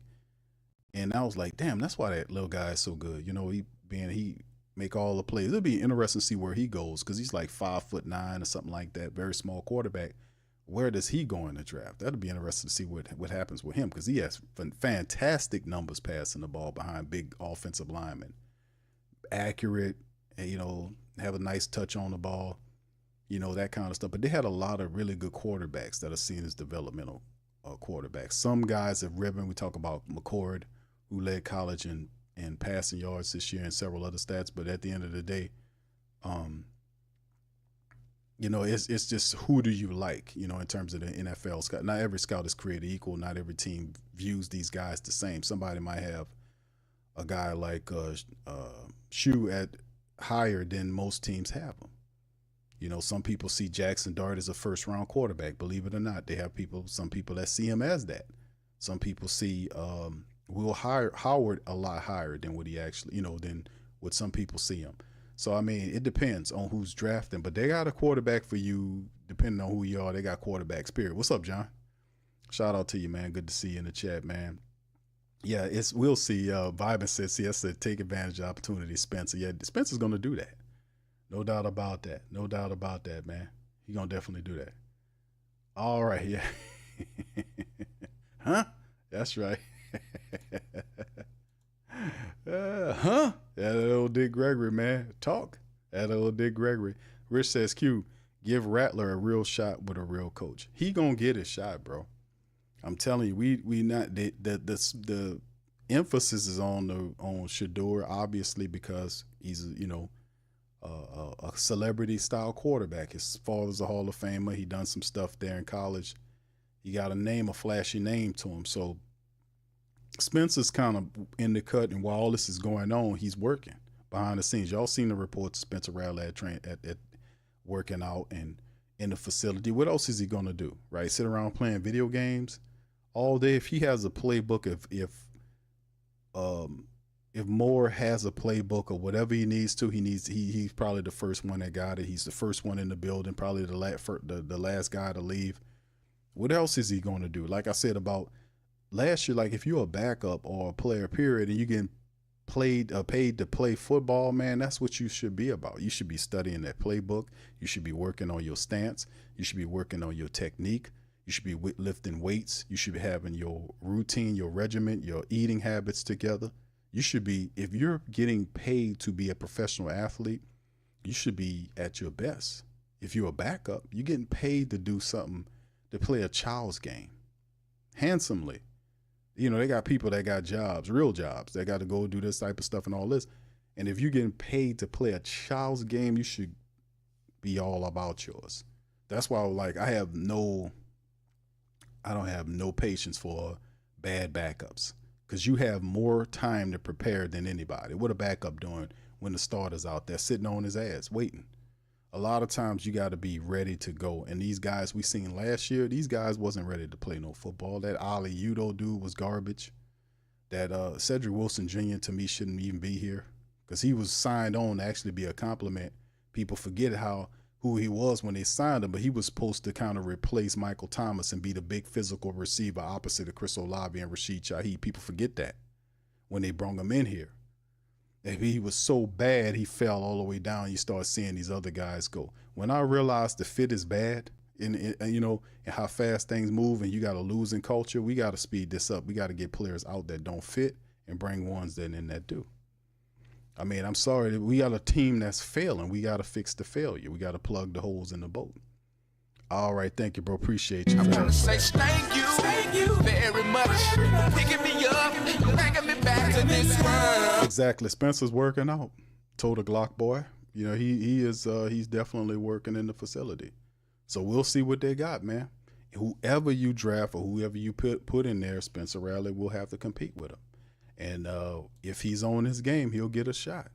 So, I mean, like I said, people know who Spencer is, and Spencer's taking it serious. He's there working, getting ready, learning the book. If there's a playbook, I'm pretty sure he got it. Working on his technique, working on getting the ball out faster, working on his accuracy, doing all the stuff that you need to do to get ready for year 2, to be as best as you can be prepared for when camp starts and all this kind of stuff.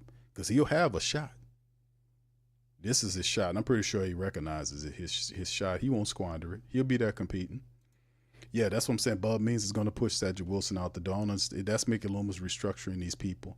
I like I said, fam, I just don't have patience for it. You got a losing team and guys here is a reason. You got a bum-ass coach brought some of these guys in here. They don't fit with what you're trying to do. So the next guy coming in, he got to bring his own guys in with the right temperament, the right attitude to be able to turn this around. That's all I'm saying. Some of these guys don't fit with what we're trying to do. Ali Udo and all these guys, they don't fit with what we got going on. They don't. These guys just said, what's that other guy?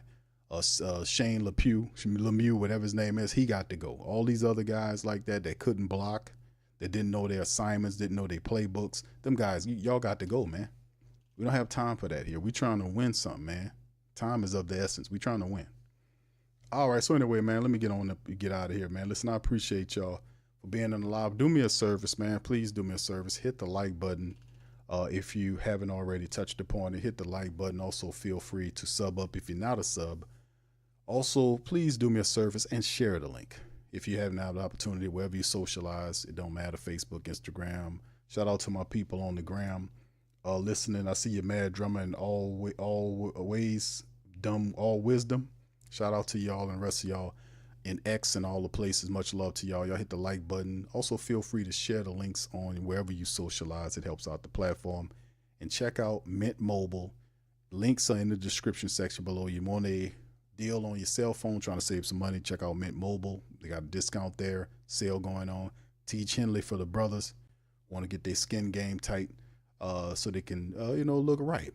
That's available. Also a discount there, and Bet Online. Those help support the stream, man, and keep us doing what we're doing out here and keeping it real and telling the truth. So y'all, listen, I'm going to be back tomorrow on our Patreon special, man. I appreciate y'all for popping in. Shout out to us Patreon and YouTube membership family. I'll be back. That'll be the last mock tomorrow. Laying it down. We also have another positional breakdown as well. The last one of the series, and we just keep it pushing. So with that being said, I'm going to holler at y'all on the flip side. Much love, and who that to your peace.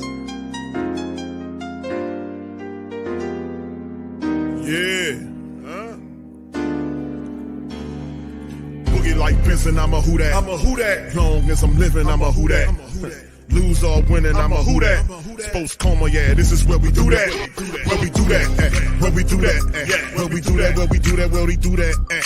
Boogie like Benson, I'm a who that. I'm a who that. Sports Coma, this is where we do that. Where we do that. Welcome, welcome, welcome Somebody please better help.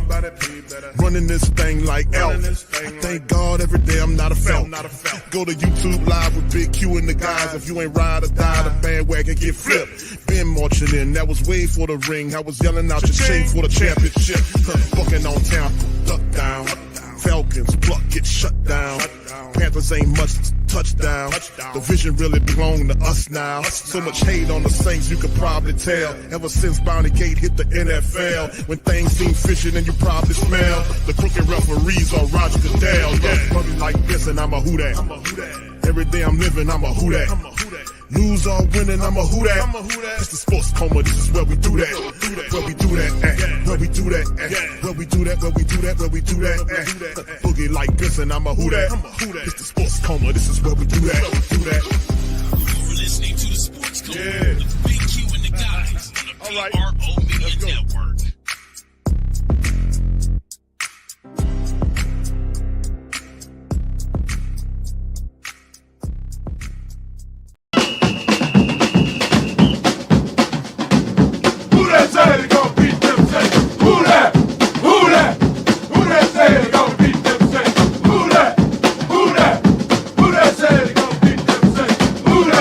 Bet-Online is the world's most trusted betting platform and your number one source for online betting in 2025. Whether you're a seasoned fan or a first-time bettor, Bet-Online is your ultimate game day companion with the largest selection of odds on everything from NBA and college basketball to NHL and UFC. Bet-Online continues to be your number one sports betting source for every three-pointer to hat trick. Bet-Online has you covered with odds, stats, and more for every game, every play, and every win. Bet-Online, the game starts here.